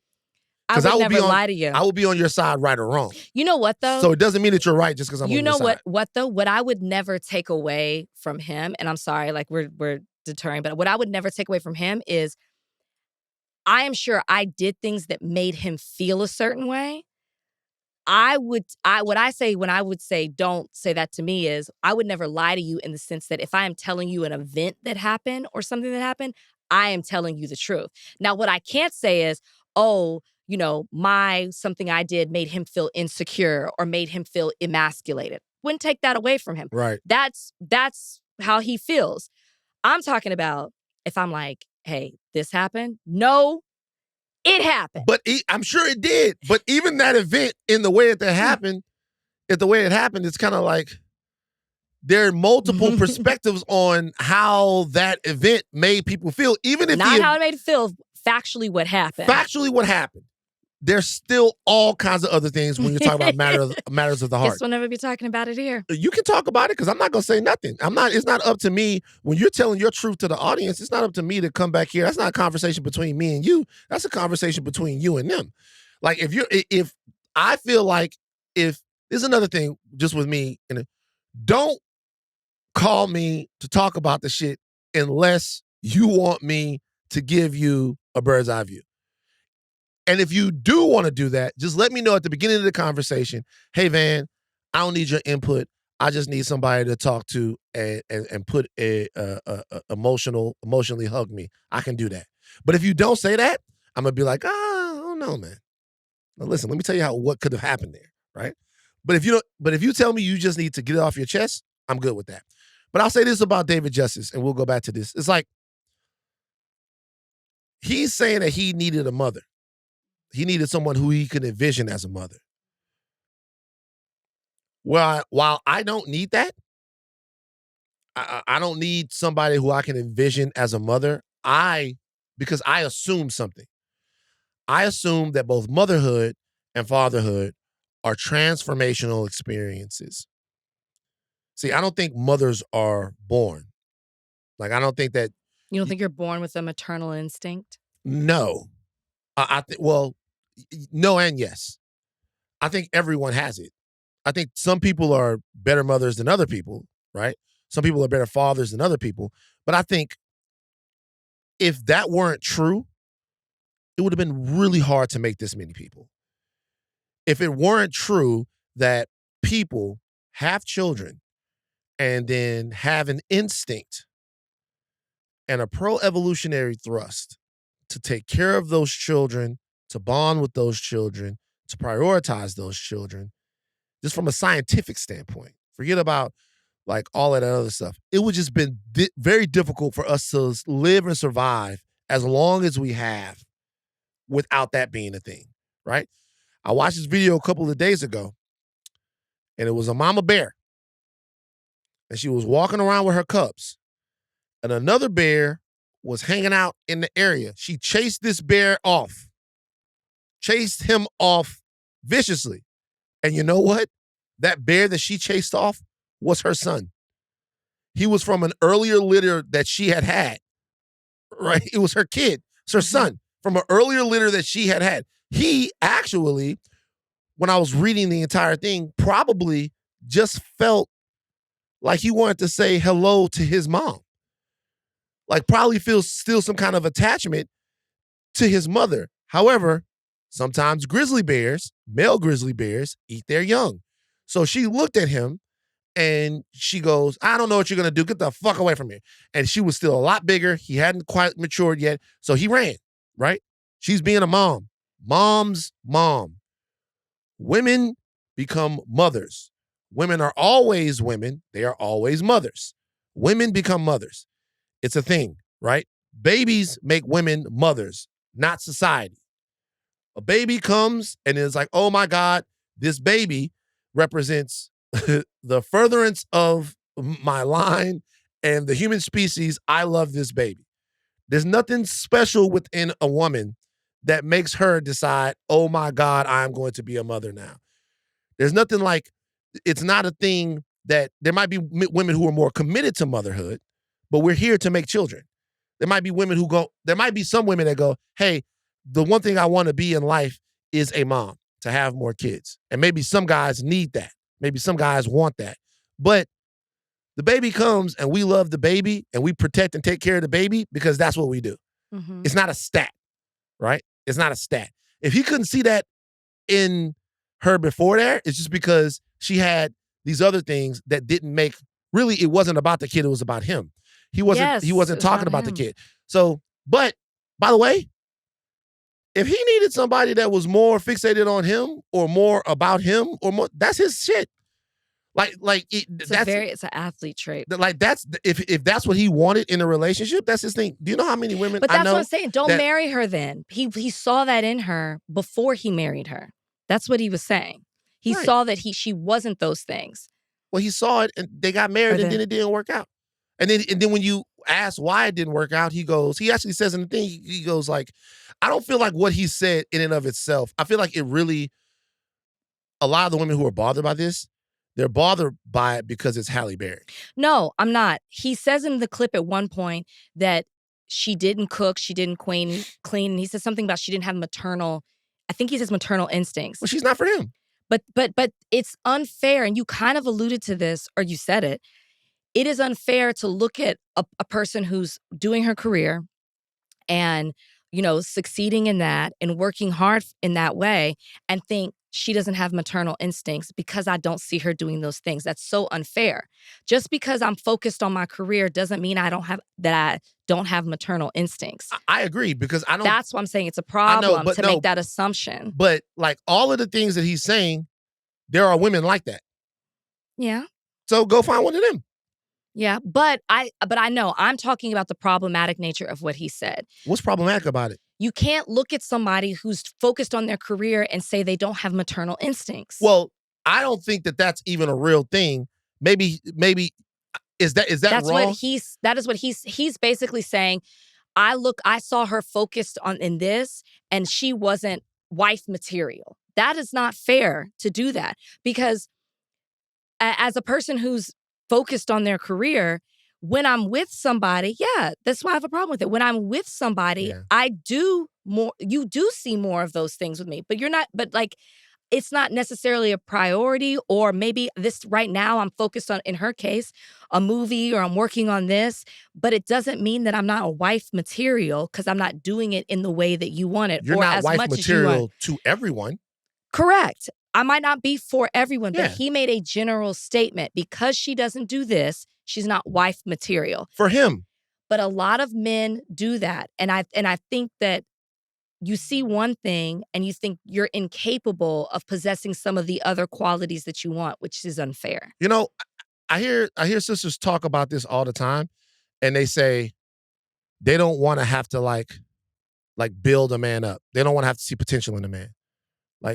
Yeah, there's a lot of rhetoric about don't date for potential. Don't date for potential, right? Okay. So if you're with somebody and you go, I don't see a partner in you. You don't do this. You don't have this. You don't do any of that stuff. I can't. He couldn't see the potential in her as a mom. He couldn't see as a wife, as a mom. He couldn't see the potential there, right? So if we're not dating for potential, he doesn't have to see the potential. To me, I think this is how I look at things. This is very simple to me. To me, it's all about feelings, and then everything can be worked out. If there is genuine connection, if there is genuine care, if there is genuine love for one another, everything else can be figured out. Do you think it sounds different though if somebody says? No. Do you think it sounds different if somebody says, "You don't cook. I want a wife. I want somebody who can cook." Right? I'm taking wife out. I want someone who can cook. You don't cook. I'm not interested in that. As opposed to say, you don't cook, you're not a wife material. If somebody says, hey, I want to date somebody who's already solid or who already has it together and not somebody who's potential, so you're not for me, versus, well, you're not husband because you only got potential. It sounds different. It sounds different because, and it sounds worse. Okay, so it sounds different because there's a value judgment that's coming along with it. Correct. But really, it's no different. So to me, so I'm just looking at it from an intellectual place. The value judgment comes from gender roles. Mm-hmm. The thought that I don't like you or I don't see you as a wife because you don't cook is problematic to a lot of people because of the thought that women should cook, which women don't want to be put in that box. The things that men should do are less controversial. Meaning, when a woman says, I don't want to date a man that makes less money than me, nobody cares because there isn't a societal stigma or there's not, it's not sexist to say that. It's not sexist to say, the only thing that men have traditionally been able to give women is security, right? Because all of the other things that you give a woman, men have kind of copped out of them, right? They don't give like emotional security. They don't give vulnerability a lot of times. They don't give a lot of the other things that you would give to a partner. But the one thing that women have been, well, at least I don't have to worry about anything. So I don't think it's really crazy when women go, I'm not going to go through all of this shit from men and then have a man that I have to take care of. Right? I'm not going to deal with all of the fact that he's not regulated, that he doesn't know how to express himself, that he may be abusive, he may be distant, he may be aloof, he may have problems with infidelity and have to take care of this nigga. I'm not going through all of that. Right? There's a difference between having to take care of somebody and then the potential part of it. But see, the point I'm making is when you step back, mm-hmm. all of this stuff is so arbitrary. I agree. It's so societal, so steeped in capitalism and tribalism and castle building and all of that stuff that really, it makes no sense. But what I will say is it's like, I meet women all the time that go, I'll give you a different example. And this is far off of the page right now, but I was talking to these women one time. It was a group of ladies. And they were we were having a conversation about at that time in California, there was the legislation to legalize gay marriage, mm-hmm. right? I'm a wrench thrower. I throw wrenches into conversations all the time. And these women were talking about how disgusting it is to them when a man is homophobic, right? And that's true. A man being homophobic should be disgusting to a straight woman. But I asked a question, because this was also around the time that you were first starting to hear about the trans stuff. I was like, I have a question for you guys. Would you guys date a man that before you dated a trans woman? And they were like, not knowingly. If he knew she was a trans woman, I would not date him. And I was like, I fucked this room up. I was like, y'all should sit with that. Mm-hmm. And I was like, because I was like, y'all should sit with that. And I'm not in any way judging them because I'm not the person to judge anyone, but I'm like, y'all should sit with that, right? Because sometimes a lot of the things that we're discussing about mates and potential mates and all of that stuff, it has to do with security and what makes us feel secure. They would feel insecure about their sexual relationship with a man that had dated a trans woman before because there's so much in there that's entrenched. There's so much of that stuff in them that they don't realize is in them. And I think it's the same way. I think even with this, I think when he's talking about all of that stuff, he is coming from the question that men and women are asking each other is, how much should you take care of me? How much should you take care of me? And how? Should you take care of me emotionally? Should you take care of me financially? How much should you take care of me? His idea of a woman taking care of him isn't a woman listening to him. It isn't a woman pouring into him. It's not even a woman protecting him, which women can do for men. It's a woman cooking for him. And that's because he was raised on traditional gender roles. Now, for him to say that now, we've destroyed the traditional gender roles for women, but we keep examining them for men. And women want certain things from men. Move on. He He wa- said it. He he- said it. And you want your dad. I've actually actively dated anti my dad. But what I'm saying is you've dated anti No. like you've dated anti your dad, but So no, I could have came back with something actually right there. let me say that. Yes, you could have. Let me say this. I want to date someone like my dad in the way that I have seen him, the type of man that my dad is, the way he is with my mom, as in the way he values her, the family oriented morals. But I've never dated my dad. My dad makes more than my mom, but he didn't always. Mhm. My mom used to make more, and my dad, because my dad couldn't find a job as a lawyer in Dallas. Nobody would hire black lawyers. We're looking for cops. So he went to the city, and they were at the city. Police. But my mom did make more, and that's something I've always admired. My dad wasn't like, well, she doesn't make more than me, or she makes more than me. That's unattractive. But now my dad makes more than my mom, and so he provides in that way. But what I'm saying is I've never said, well, my dad makes more than my mom, so my man needs to make more than me. I've always dated somebody that seriously dated somebody that I made more money than. So will you do it again? Yes. Because and let me just say, all right. What do you mean I wouldn't do it again? That makes more money. I'm telling you right now. So this is, and I know we really been going on this. I think when you see women on social media, and you hear people talk, the loudest ones are the ones saying, like, we didn't do this segment that time, but the girl who was like, conversations aren't for free. When you really talk to women, obviously being women, I have a lot of different friend groups. Most women want companionship. They want a partner.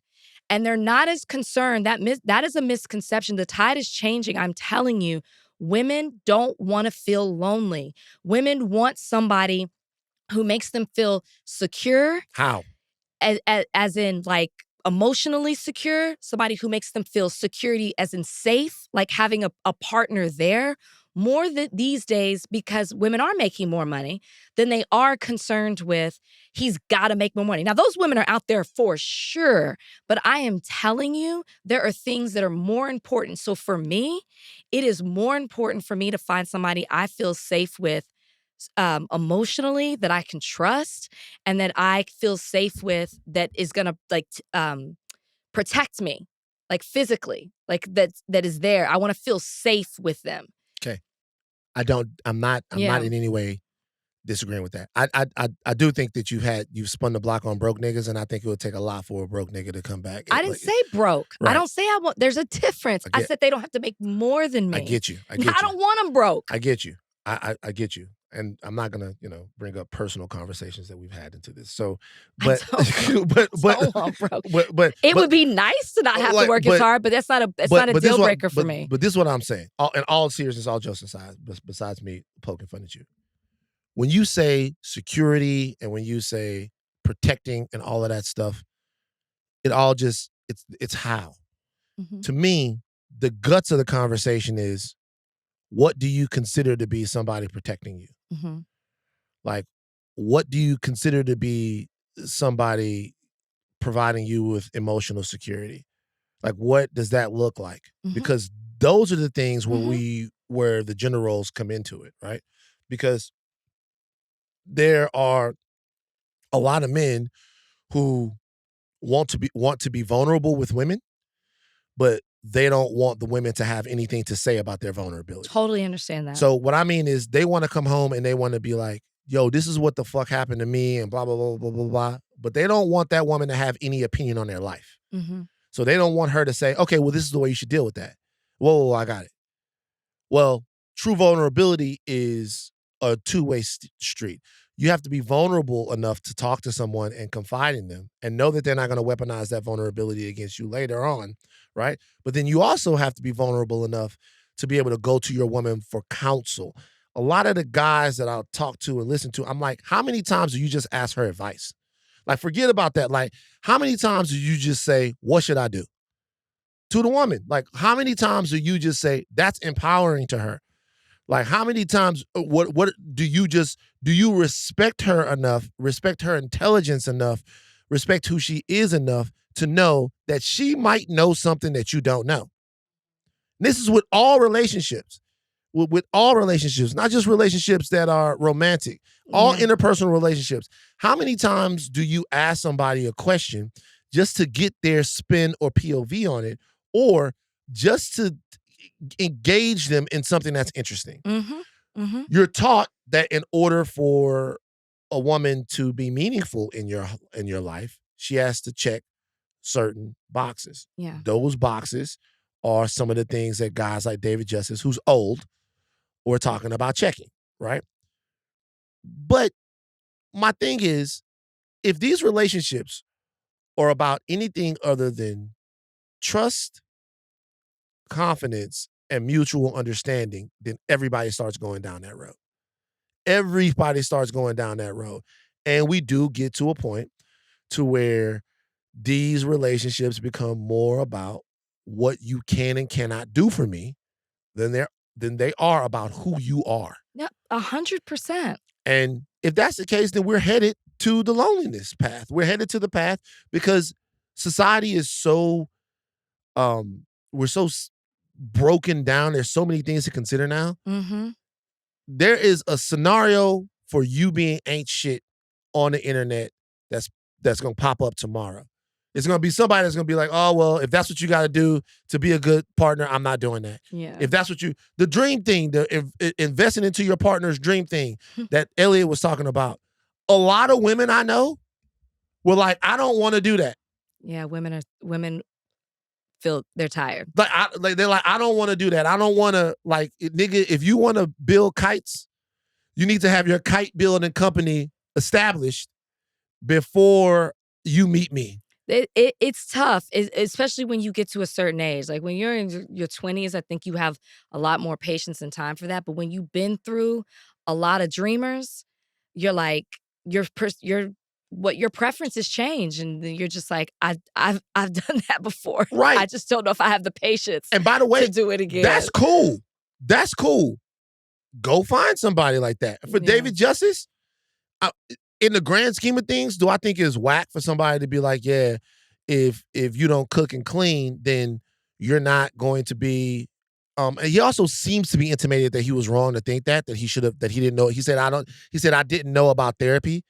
He said if they had a therapy, they would probably still go together. Maybe they would still be together. He did say that. But if you want somebody that cooks, you know how many women think that it's their job to make a home for someone?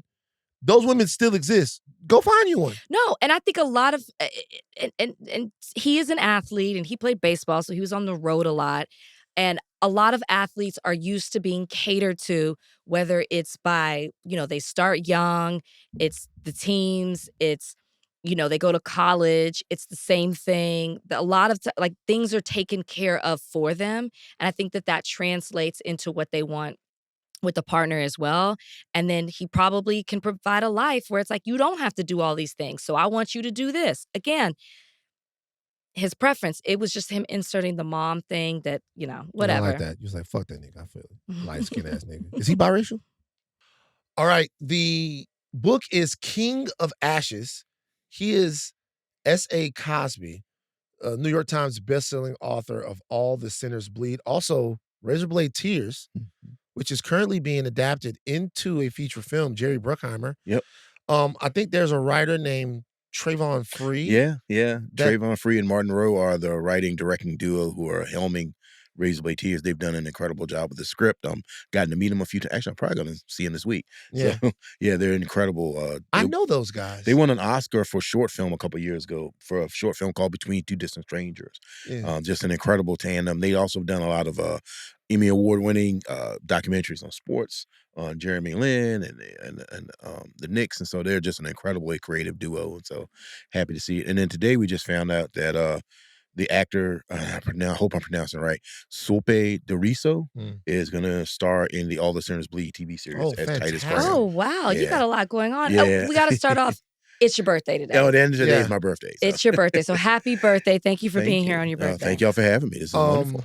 By the way, just to let you know, I produced Two Distant Strangers. Oh, wow. Oh, You okay. just wrote me out of history. Oh, See, so I just happy got talking wrote down silly. All right. No, Trayvon's my guy. Hey, Actually, that's my buddy. was He trying to- wanted you to bring it up. So you did exactly No, what he I was wanted. going to bring up the fact that I know. Trayvon and them are doing it. I was actually trying to get somebody else on the film to star in it. We'll see if that works. The book. Yeah.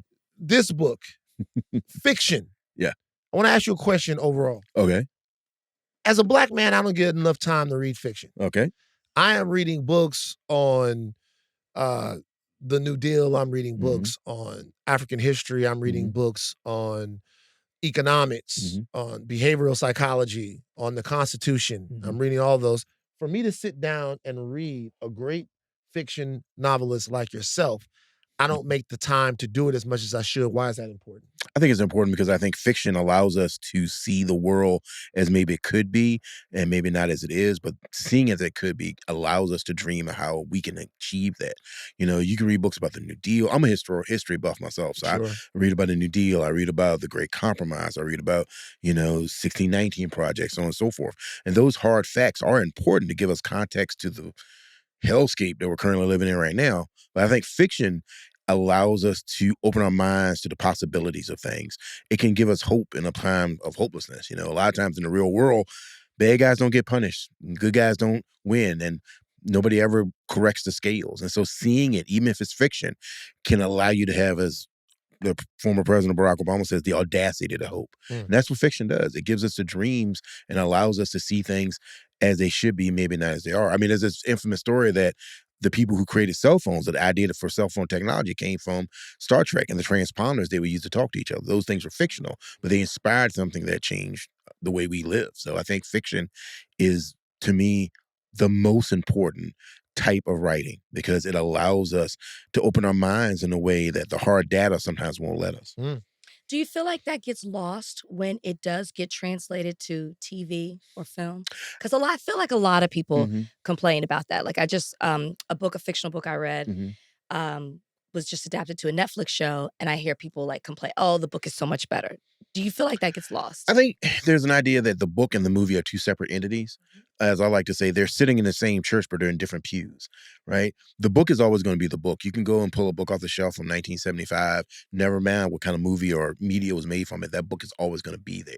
The movie itself is a whole different interpretation. It's almost like somebody's listening to the same song and playing it on guitar versus playing on piano.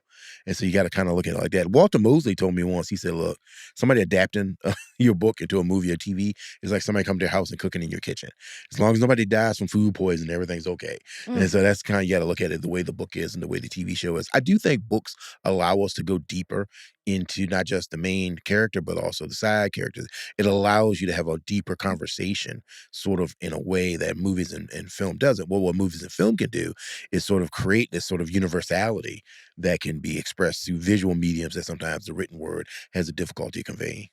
The depth of the writing in this book and in the other books that you've written, the characters are sticky. They're very sticky characters. They get in, they weigh on you, you feel like you know them, and then some characters you feel like you want to know them. What is your process in writing such memorable, hard to forget stuff? I try to make all the characters seem not just real, but realistic. So, and I think there's a difference between that. You can make something real. Like, you can make something real as boring. I can give you the details of, like, For All Sinners Bleed. I can give you the details of what the powers of a sheriff in Virginia are based on the Virginia Constitution and all that.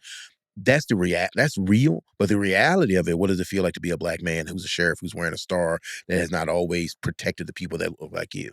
So those are two different distinct sort of places and ideas when I'm writing. For me, I really invest a lot of time in the characters, not only what they do and what they say, but also their background. Like, most of my characters have complicated biographies that never make it into the book. I just write those for myself. Like, for instance, with Titus, there's a whole bunch about Titus that I talk about in the book, about him being a football player, about him being a quarterback for the team that won the state championship, about his time in the FBI, about his time as a young man, maybe falling away from the church. Those are all things that are in the book. But things that are in the biography that never made in the book is, I know when Titus had his first kiss, I know that, like, he's afraid of snakes. He doesn't like snakes. There's a scene in the book that has a snake in it specifically. And so when you read it, I know this. You may not know, but I know that's the way he reacts. That's the way he acts in that scene because he doesn't like snakes, but he can't let his deputy see him be afraid. So there's this steel that he pulls on himself to go up there and do what he does in the book, not to ruin it for anyone. So, and like with Roman and all this in King of Ashes, there's a lot that doesn't make it in the book that I know about him, that I know about who he is. Like, what's his favorite color? What's his favorite flavor? Ice cream? Is he afraid of dogs? And so on and so forth. And then that sort of weighs on the scenes that happen later in the book. Those are not things that I need to like point out to you, but those are things that I know that allow me to have him react in a way that seems more real and realistic. That is so interesting. Sounds like you already have like the prequels written out for these books as well. Do you save some of that, like as these things are being adapted into TV, film? Do you save that and pass that along? Oh to, yeah. Okay. There's stuff that I wanted to put like in my first book, Blacked Out Wasteland, that the editors felt like was too much, and so I may put it into a sequel or a prequel, like you were saying. I may adapt it and use it into something else in another character's life. So, but there are things I do kind of think very deep, as far as you want to call it, maybe the world building of when I'm creating these characters, what they've been through, who they are, with their likes, their dislikes, their loves, their hates, their fears, their foibles. All of that is sort of the thing that allows me to put them on the page in a way that feels more lived in than just a very static sort of dry character. If I was writing like that, I would be so connected to these characters. I It would be know. hard for me to let them go Yeah. between book to book. Yeah, it is. It is. It's funny because they all live in my head. They're all like these. Schizophrenic. A little bit. It feels like that sometimes. Yeah. Also, it feels like there's always so much more I want to say with them. You know, like I want to, you know, all my books, I should say, are standalones, but there are ideas that I maybe want to revisit and come back. Like with Titus, I'd like to catch up with him and see how he's doing. With Bug from Blacked Out Wasteland, I'm really interested in seeing how his relationship with his kids is 10 years down the road when they're young men now, and so on and so forth. But then there are also books that are not connected to previous work, but I've mentioned things in these books that I may want to pursue or take a look at. So there is this sort of interconnectivity in my books that is like the S.A. Cosby shared universe. There's a character who makes an appearance in here who's a very, I guess, beloved character from one of my previous books. He has a cameo in here. There's a reference to a book that I wrote. So I think these characters are real to me in a way, and then I worry about them and I wonder how they're doing. And some of them, you know, I'm afraid of them. I wouldn't want to hang out with them. So. You know, a lot of your books take place in the South. Yep. Okay.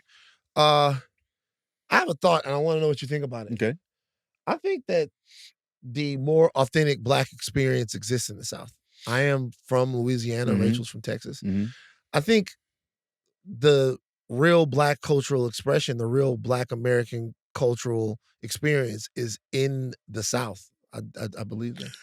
It definitely starts in the South. It definitely begins in the South. I mean, the South is, for lack of a better word, the South is America's, you know, original sin, right? It's the original place where indigenous communities were, a genocide was committed against them.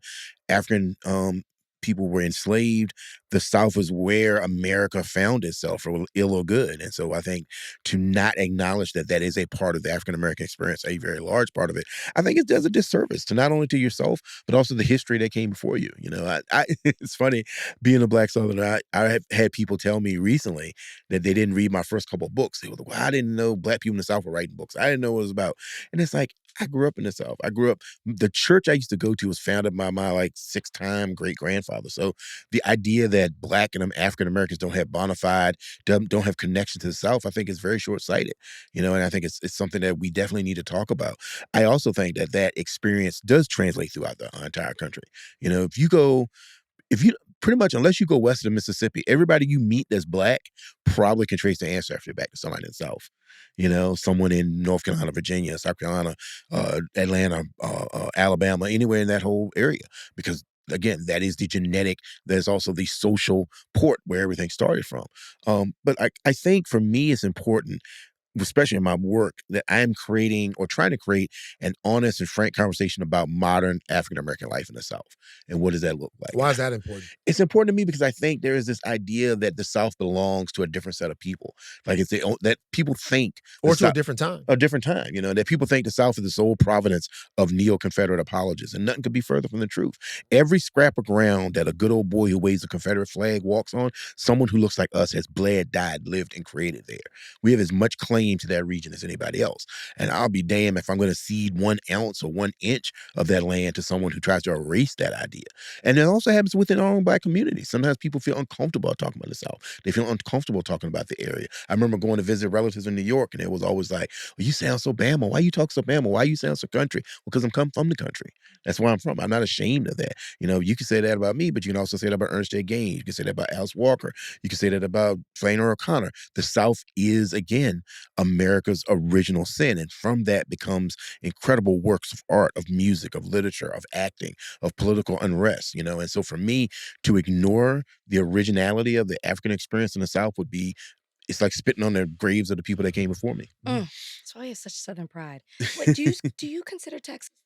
We consider Texas the South to a certain extent, unless you go past like. There was a bit of hesitation. I heard. I'm like, wait a minute, because this is something we talked about. Now, of course, being from Texas, we're always taught it's the South, but I'm realizing other people don't necessarily think that, and I'm curious. It's funny write because so much about it. I always think of Houston as the South in Texas. That's it. But then once you go west of Houston, That it's is- the West. That was just that's So Dallas isn't? No. That's the way I felt. I mean, that's the way I was No, taught. Dallas a dope ass city. You It know is. why I'm going to dismiss this claim? Because Dallas is neither a one of you dope- are from Texas, and you have no idea. Dallas is a dope ass city. I'm not here. Shout out Dallas. Y'all know my people. Shout I'm out not to hating What Exit. Dallas. makes Houston the Ecstasy. South? Because so many people from Atlanta are now moving to Houston, Houston so now got it's become. bayous. Like Houston is the South. Houston is the South. Houston, everything up. But when you get past that, the topography changes. Everything changes. Yeah. Like Houston is not the South no more. It's the West. Pew pew. Shoot guns. It is Draw. not the West. I I'll feel give like you there is West Texas. I'll give you West Texas. Okay. I do feel like Maybe there even is this idea that that Texas, because it's so big, it could be part of the South in Houston, part of the Southwest experience in the western part of the state. Then you go down closer down to the southwest part of the state. There's a whole different sort of identity there. So I think it's, you know, it could. I just I don't know. I've been to Houston. Houston feels like the South. I feel like I can go to Houston and get good sweet tea. Houston is culturally in Man, every way, shape, I'm not going to take this form, Dallas the slander. South. But some of them other places, it's just not the South. And by the way, I don't think Dallas want to be the South. That's not true. Dallas is That a is not dope fucking city. I love Dallas. You know, you gotta keep that glamour on you when you're in Dallas. Dallas is a dope city, but Dallas is not the South though. Being from Dallas, I'm Okay. telling you, growing up, it might feel a little different now Mhm. because it's changed so much, but growing up in Dallas, absolutely the South. For you, you're putting out these books, I feel like back to back to back to back. Mhm. How do you come up with the concepts of the books? And is it like as you're writing, like when you were writing King of Mhm. Ashes, are you already thinking about it? Yeah. You seem like a person who's got 5 ideas going on in their Yeah. head. And we'll talk about King of Ashes Mhm. since that's the book that just came out. But how do you come up with the concepts? It's of so these books? funny because like when I first started writing, my very first attempts at writing, I wanted to be a horror writer. I wanted to write horror fiction. I grew up on Stephen King, Clive Barker, and stuff like that. And so it was.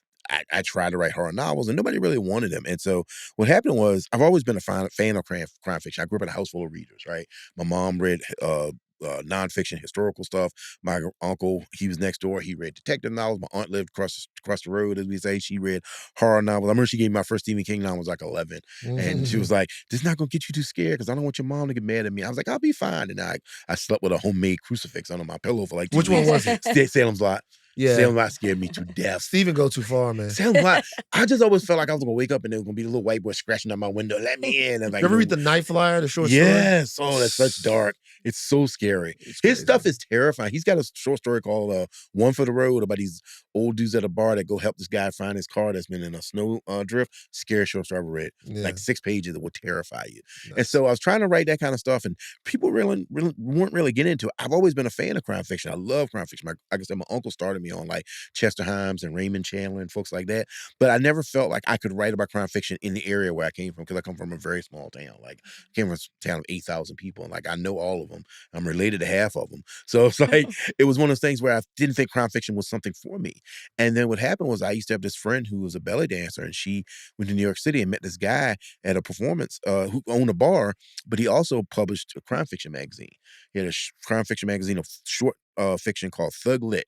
And a lot of writers who are writing today, who are doing crime fiction, came through that magazine. Jordan Harper, Alice Segura, Megan Abbott, people like that. So anyway, once I found that magazine, and also he paid. A lot of people weren't paying then. He paid like $100 a story. And I really needed $100. So anyway, once I found that, I was like, okay, so crime fiction is my thing. I can do this. I can write about the small town, because usually in a small town, it's never who done it. It's like, can you prove it? Because we all know who did it. It's like we all know who did that thing down there by the creek. It's like, can we prove it?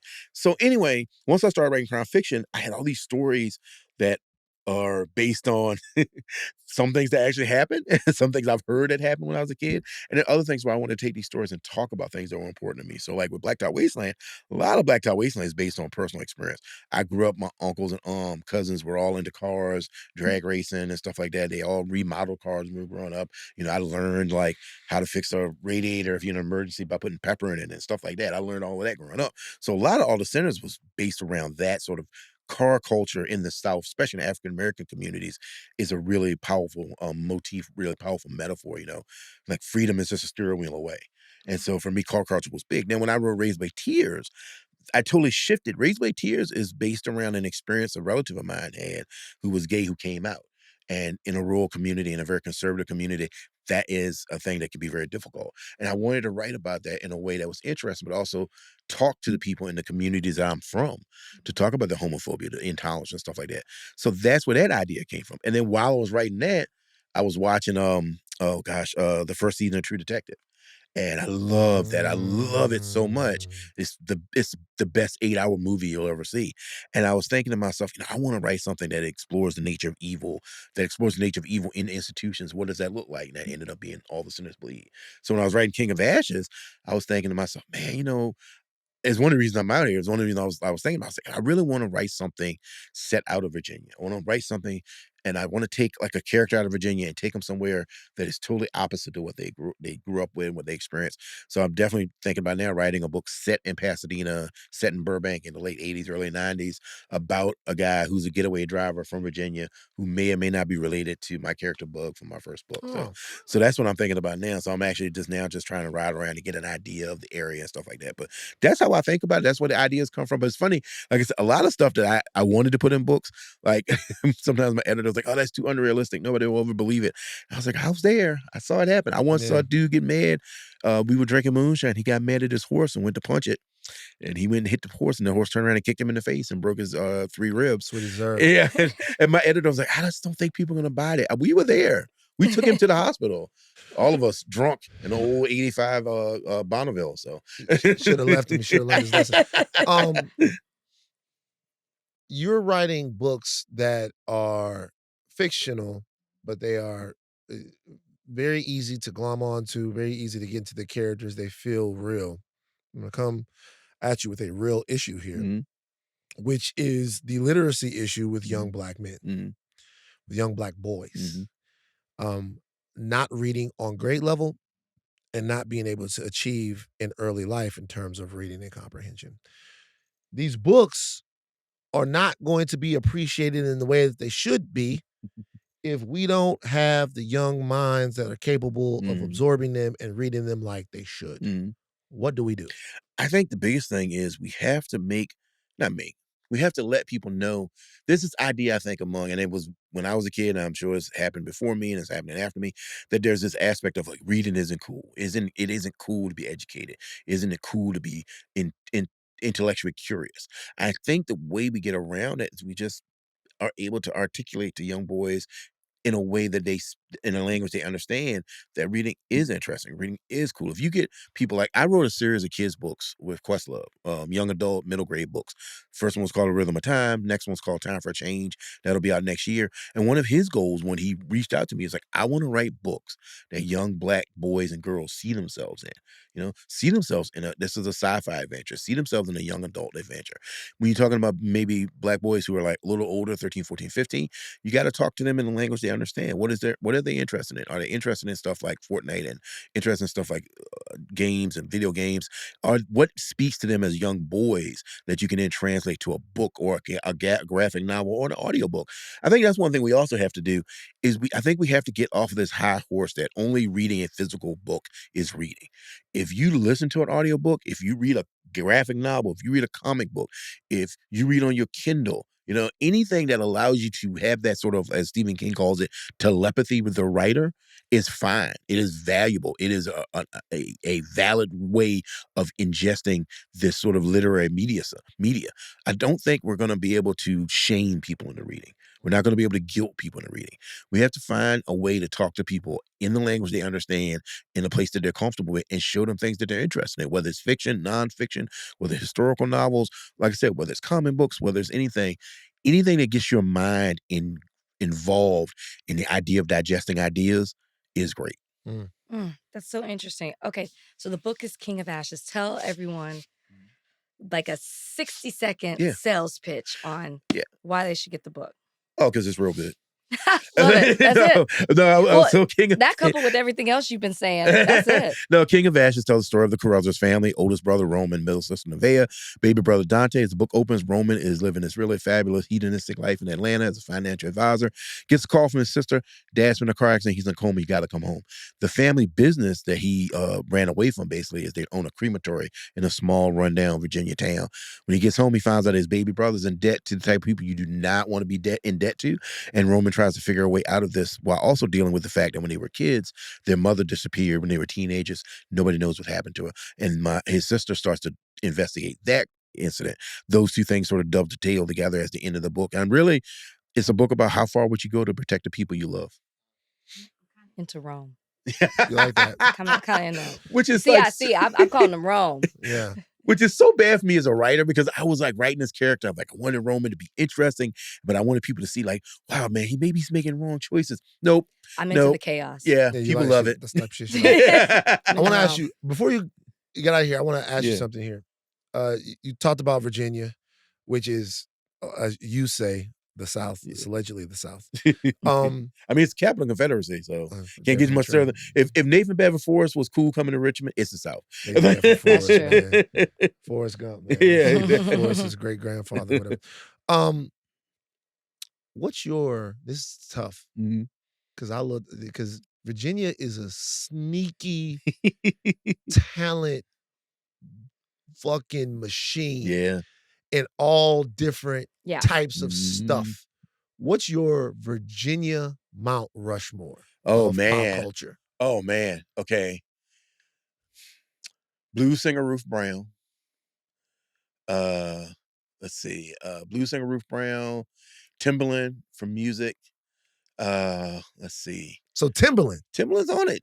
I think because Timbaland not only put Virginia, quote unquote, on the map, but he put a type of sound on the map and along with like the Southern hip hop revolution at that time. So you're looking at Goody Mob, you're looking at Outkast, you're looking at people like that, where there is this sort of blues-based hip hop infused language that people still use today. So you don't count Teddy Riley as Virginia? I mean, he is Virginia, but I think my personal opinion, I think Timbaland had more of a lasting influence. Teddy and New Jack Swing was huge for about 4 years, but I think there are people today who are still making music based around the type of production that Timbaland did. Because what Timbaland did was he took this idea of industrial music away from like metal, from like Ministry and Skinny Puppy, and used it in hip hop. He used baby laughs and the sounds of cars honking and stuff to create sort of this symphonic event that people still use today. So I think Timbaland is on there. Ruth Brown is on there. I'm trying to think of somebody. I need one athlete. It's tough. You got Vic, tough. You got Iverson. Man, I think it's got to be Iverson. I'll tell you why. I think because here's the thing about Allen Iverson. He's listed as 6'1". I'm from Virginia. I've seen him in person. He's a good 5'10". But man, freak athlete. And the funny thing, we always joke, everybody knows about the practice speech and everything. The funny thing is, I think his career could last 10 more years if he had practice. But look how good he was when he did. It's amazing. This is a dude who got out of bed, throw his shoes on, would go out and do a game and then go back and hang out all night. That type of talent it's genius level. You can't touch it. He was a hard worker too. He was a hard worker, but man, he went in that league and he made fools of people that thought they could just dominate him just because he was a shorter guy. Yeah. So that's an athlete. I'm trying to think of a literary person from Virginia Edgar Allan Poe. Well, an honorable mention to the Clips, because I love the Clips. They just dropped Pusha Gonna Love It. I had to send Pusha a DM because Pusha said on his last album, he said, all you $5,500 hosting niggas get out of my face. I was like, yo, Pusha. I sent him a DM. I was like, just to let you know, I get $12,000 to host and $20,000 when I'm out of town. So you ain't talking about me. I love the clips. Yeah, I love the clips. I love very important. Very important. I think for not only for like Virginia, not so much just the sound of music, but the idea that Virginia is a place with stories to tell. Yeah, for and sure. when Pusha talks about him and Malice talk about Virginia, they're from Portsmouth. That's about an hour away from me. I know what they're talking about. Portsmouth, for all those people listening, Portsmouth is everything Pusha T tell you it is, and then some. I'm telling you, boy. Portsmouth used to be a place you catch death like a cold if you weren't careful. And so for the thing I love about Pusha though is Pusha reminds me of a horror movie villain. He's like Candyman. Don't put my name, keep my name out your mouth, won't be no problems. Yeah. I love their energy, their attitude. They were slight influences on the villains in King of Ashes. Oh, so the clips were influences. Torn and Tranquil. Oh, so the clips were influenced what's going on. Do you know those guys? I do not know, but I've seen every live show they've ever done in Virginia. Yeah. Oh, wow. I've been to every live show they've ever done in Virginia. So he don't even know. They don't even know. I've never met him. You got to send him another DM. Yeah, but Torn and Tranquil are. I was supposed to reach out to Victor to get him on the show. Yeah, Torn and Tranquil were inspired not so much by their personalities, but their rap personas.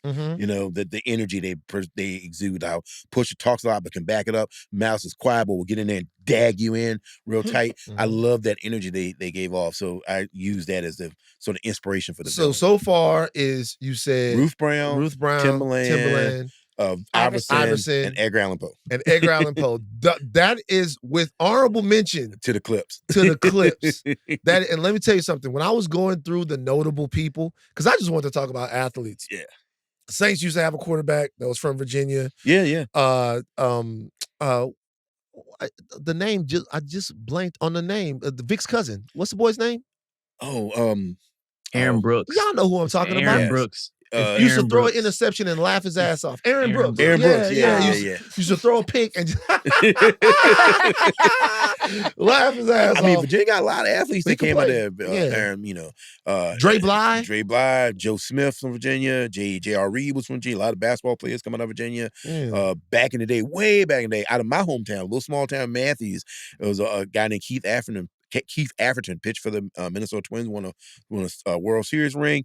Another boy from Matthews, shout out to Stuart Anderson, was on the Washington football team, got 2 Super Bowl rings with them. So there's a lot of talent out of Virginia, even out of my little small neck of the woods. So last question for me. You're a young novelist to have as much success as you have. You are. Yeah. So, like a young novelist. Yeah. What else you want to do? How far are you?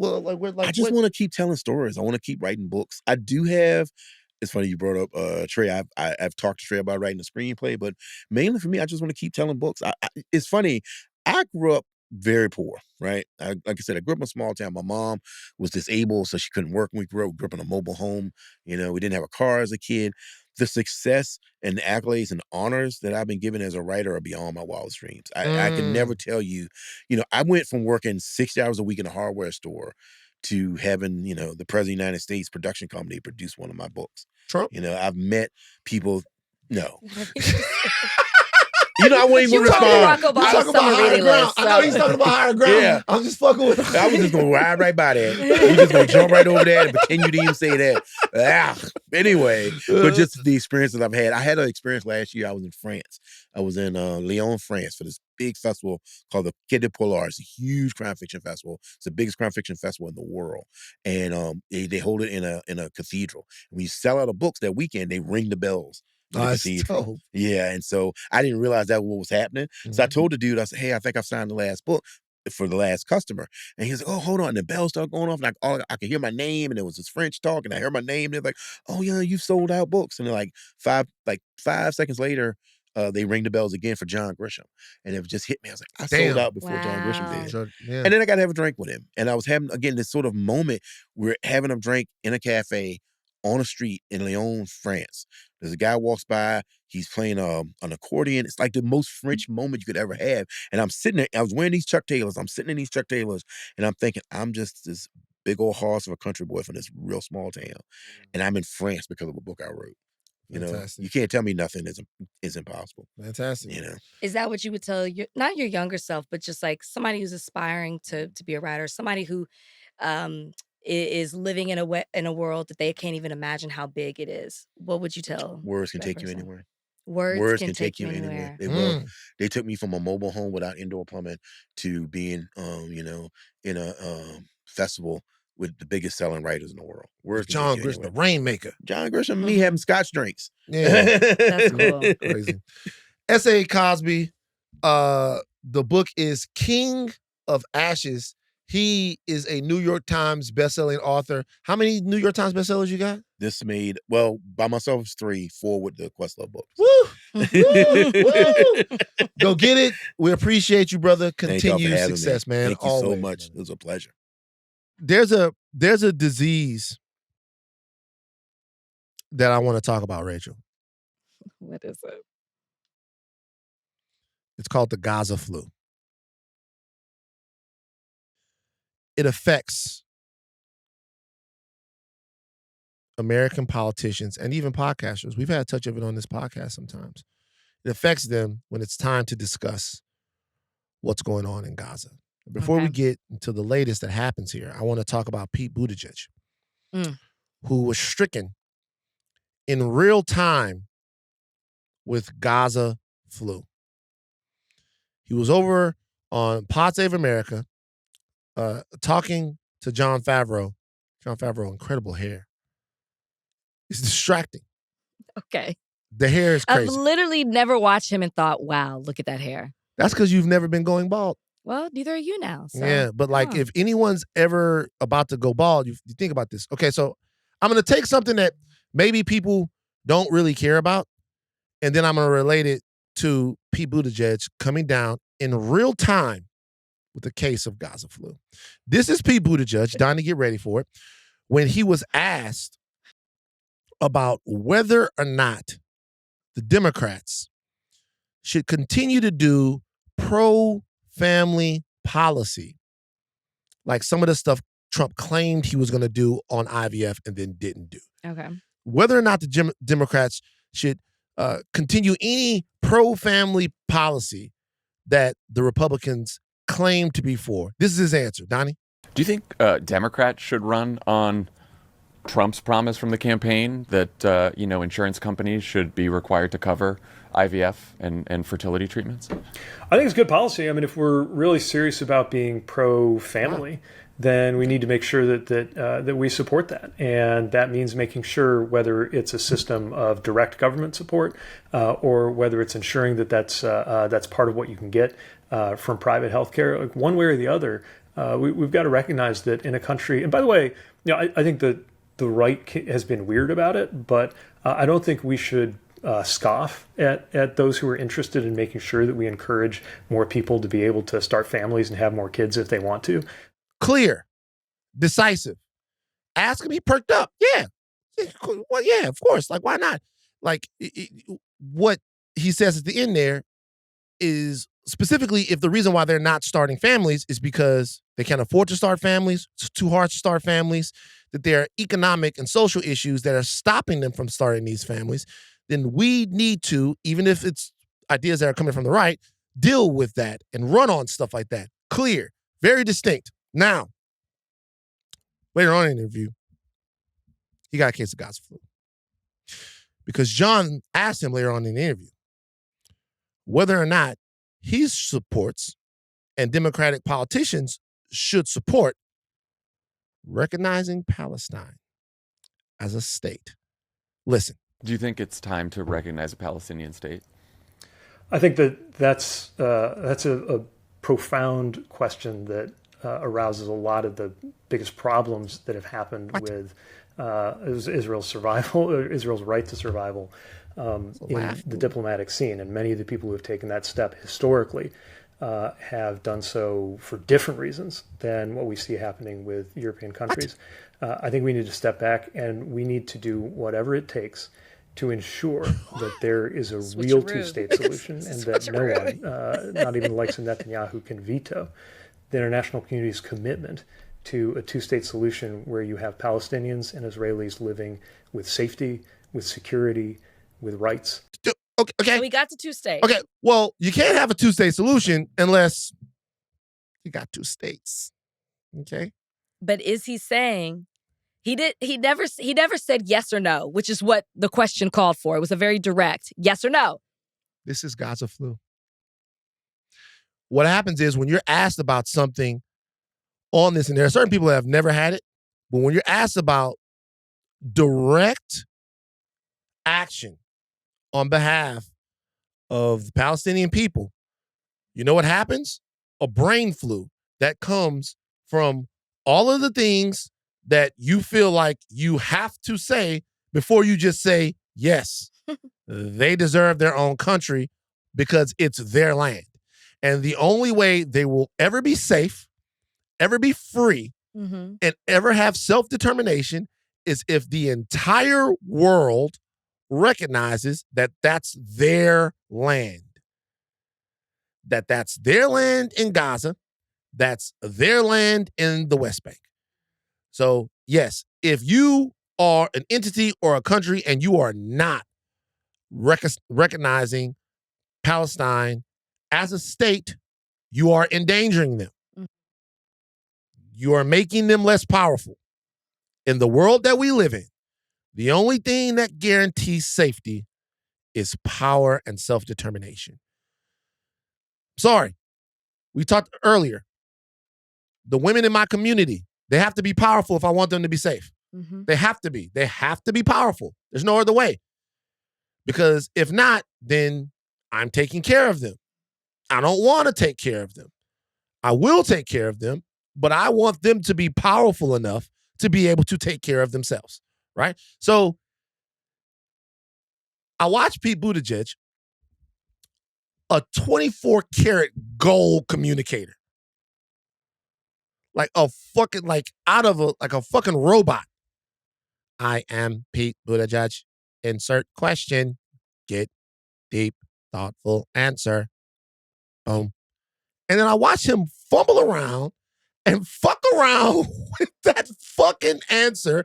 And I'm wondering to myself, why can't we just be clear about the fact that we want the end of this trauma, genocide, and disgusting piece of history for these people?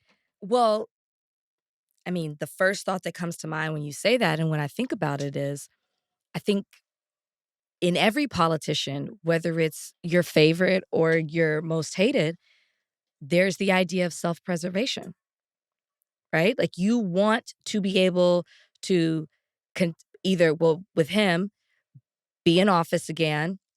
You want to, sorry, I literally just blanked out for a second. You want to, huh? All that talk. Rachel, don't let it get you. Rachel, don't let it get you too. Literally. Okay? Literally. No, but I think that there is this self-preservation where you aspire to be in office, or you're already in office and you're afraid. That's what it is. It's a fear, right? Yeah. There's this fear of, I want to be able to maintain the status that I have or a greater status, but then I don't want to upset people. And that's literally what you saw happen with Buttigieg and anybody else who's been, has the Gaza flu, as you say it. And I thought you were going to say this when you played the first clip about IVF and family, and you hear him talk about the importance of family. And then you hear the second clip, and he's clearly struggling to say that there should be a Palestinian state in support of the people, Palestinians.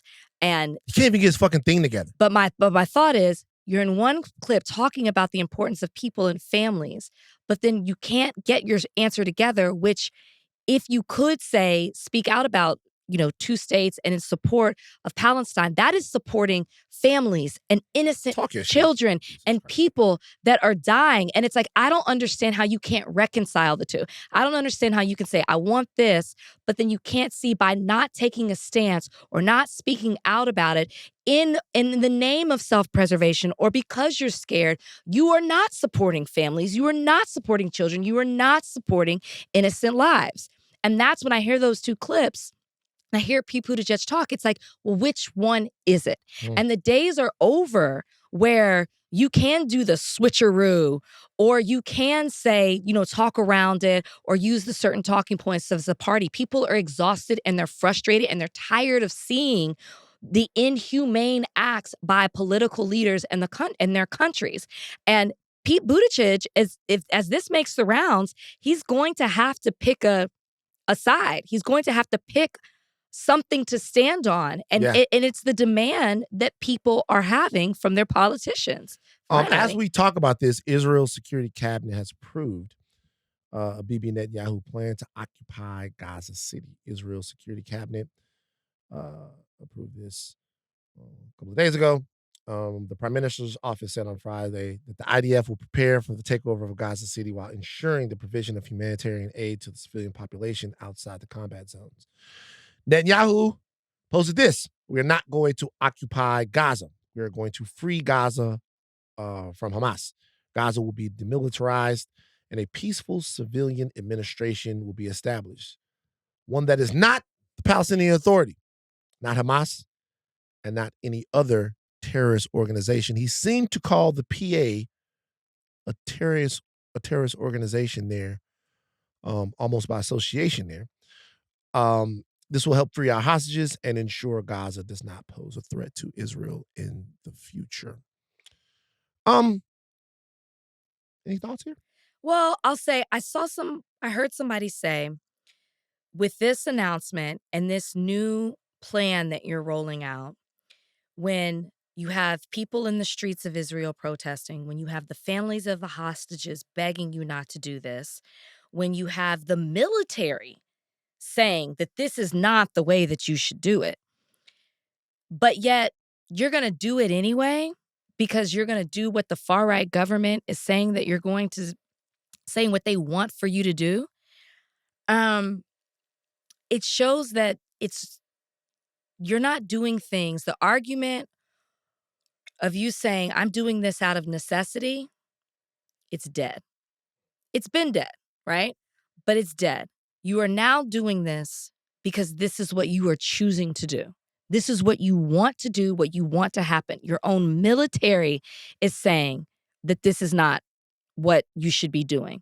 The people who you are trying to save, their parents or families are saying, don't do this. You're possibly going to jeopardize their lives. You're endangering them.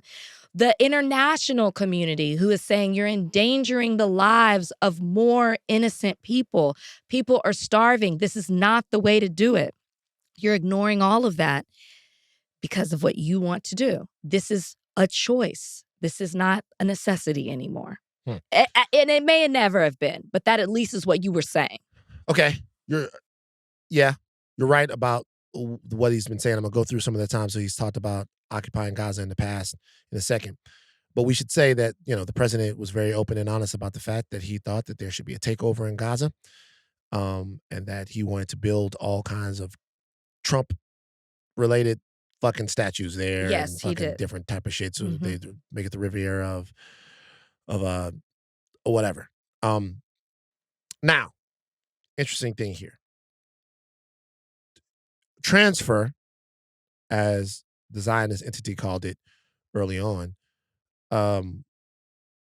ethnic cleansing, as we've come to know it in the contemporary time, has always been a part of what has gone on there. Mm-hmm. If you're talking about the Nakba or other times, moving the people out of their land was always a part of this. The land itself was called a land with the Zionists, or the Zionist project called it early on, a land without a people for people without a land. And that was kind of the framing there that was used, and that's why you settled in Palestine. The only problem is there were people there. Lots and lots and lots of people. So the question is, what do you do with those people, right? Now, there is a way to look at this that some people might consider, and that is that the horror and brutality of October 7th was such that There is no choice now for Israel to be safe other than to either occupy Gaza and make sure that there are no security concerns there, or to transfer all of the Palestinians out of Gaza and just make sure that there's absolutely zero threat to Israel's border, which would then probably follow on the West Bank.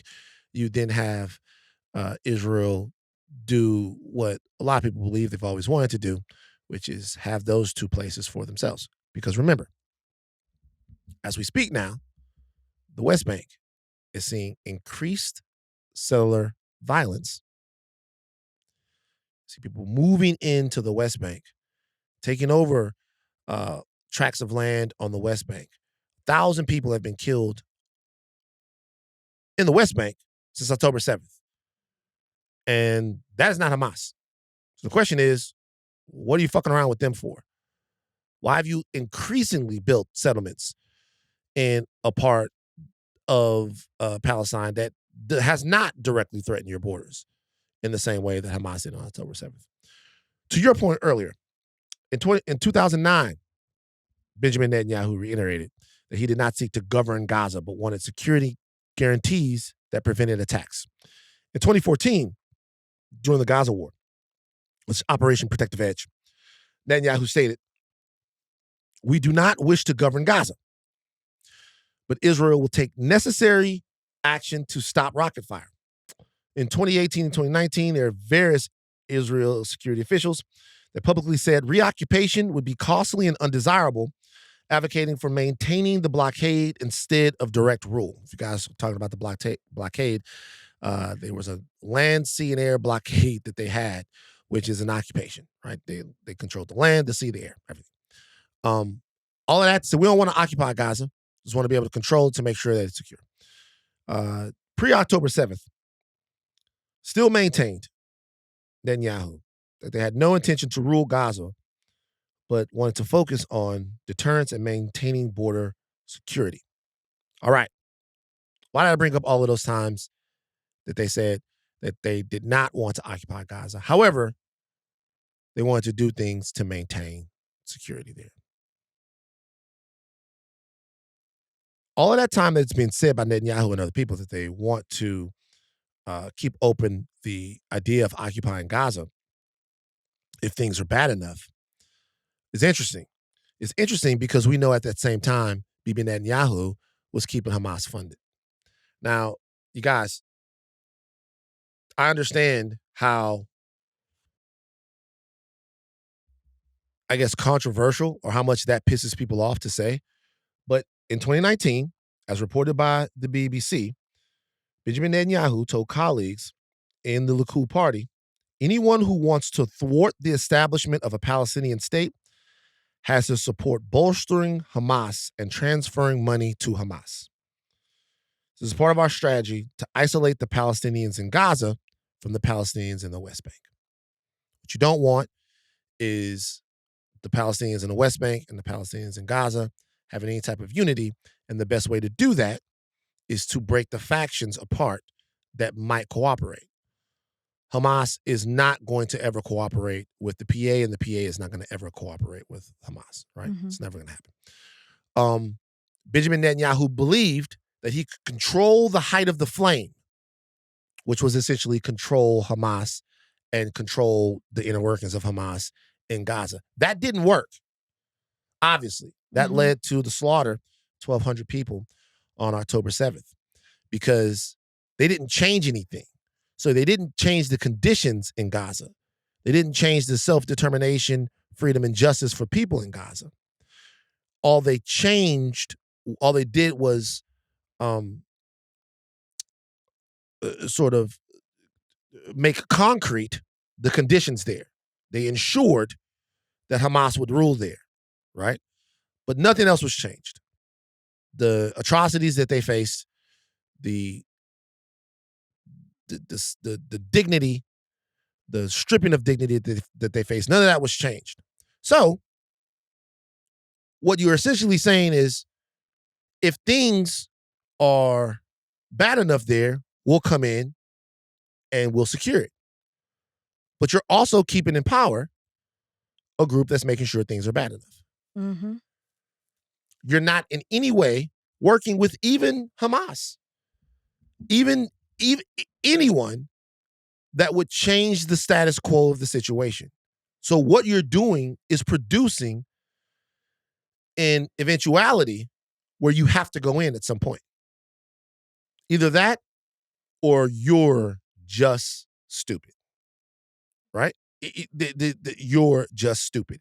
You never want, like he says directly there, a two-state solution. You never want them to have their own state, their own country in either place together. You don't want that. So to me, whether he knew it or not, he was leading the government of Israel towards an eventuality. Well, he did know it. Of course he knew it.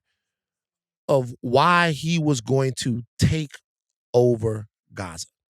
Because if you don't endeavor into a two-state solution, if you don't ensure rights, self-determination, and dignity for the Palestinian people, then the only thing you have left to do is to control them. And whenever a reason was given for you to do that, you do it. And that, to me, is what's happening now. And there ain't no way around it. There ain't no way around it. So my daddy used to say, there ain't no way around it. By the way, they can't do this alone. If Israel is going to occupy Gaza, they are going to need massive support from the American military. I don't know even what the capability of a house-to-house occupation is. I don't even know if the IDF can even do that. Well, that's what they're saying. They're saying like they're exhausted. They're like I think it's their chief of staff who's speaking out and pushing back against it. And yeah, it is the chief. It's the Israeli military's chief of staff speaking against it and pushing back. Before we get off this, I want to say one thing. Jessie Wu, shout out to Jessie Wu. She criticized DJ Khaled. DJ Khaled is maybe the most famous Palestinian in the world. I mean, the Hadid sisters are pretty famous as well. And you guys, we want to make sure that we know that we acknowledge that an entire team of journalists was just killed in Gaza by what looks like a kinetic attack from the Israeli government. And a soccer player as well, Palestinian Pele, was also killed. So seeking aid. So the killing and the rampaging continues. Jessie Wu called out on her podcast just a couple of things. She said this about DJ Khaled. Donnie, audio.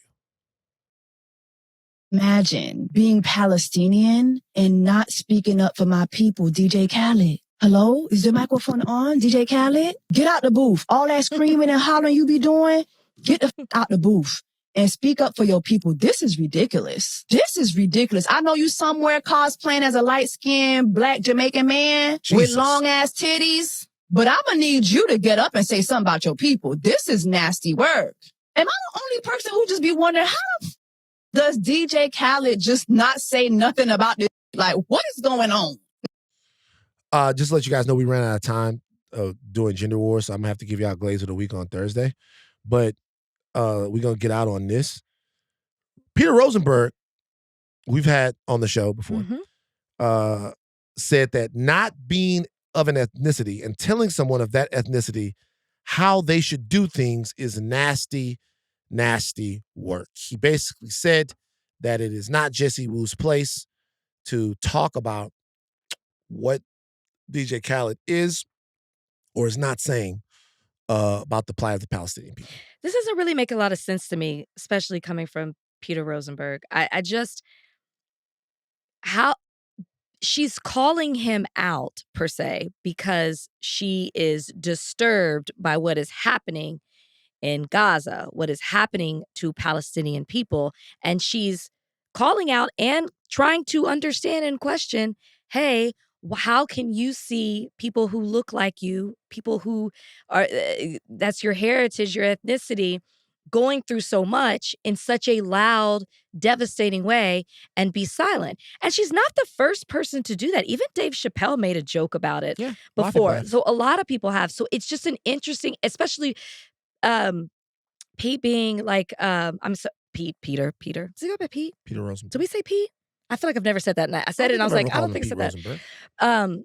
But Peter being a talking head and having opinion on people and certain things multiple times where he doesn't share their ethnicity. It's just a take I would not expect from him. Has he criticized somebody who I is don't commenting on, has he ever gone, you're black, you should care about what black people are going through? Probably not. I don't know that he has or if he hasn't. But he is a talking head, I guess is my point. And I guess to me, this goes because of what is happening to Palestinians. This goes past, you're a Palestinian, you should do this. This is being a human being. And he happens to be Palestinian. I guess I look at it more than that. It's bigger than that to me because of what is happening.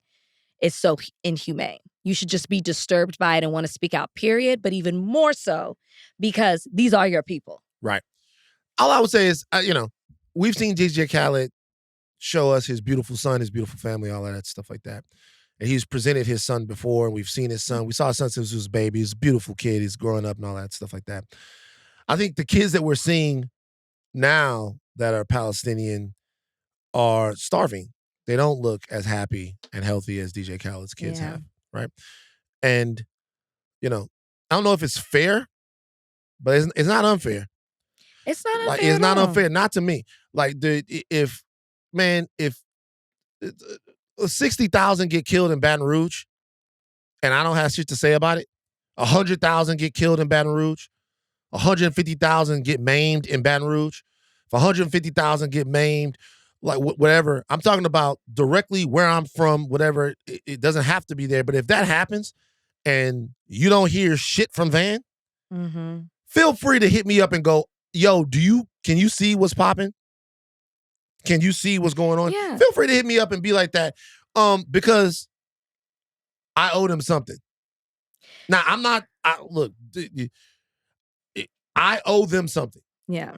I owe my people something. Maybe DJ Khaled doesn't feel that way. Maybe that's not his thing. He's not obligated to, but it definitely speaks to his character. Well, I don't know. I don't know what the reasons are, but I think the curiosity, I'm not going to say shit about his character. I don't know him. I don't know what the reasons are, but I think the curiosity is more than warranted. More than warranted. Anybody asking that question with this type of human suffering going on, I think I don't want to do a thing where I speak to who he is and what's going on or what the situation is. Why he's not, but I will say it does make me question who you are. I mean, certainly. But I will say this, Jesse, keep doing your shit. You ain't did shit wrong. All right? Not at all. Take thin caps off and do not stop learning. I'm Van Lathan Jr. I am Rachel Lynn Lindsay. Bye, guys. Bye.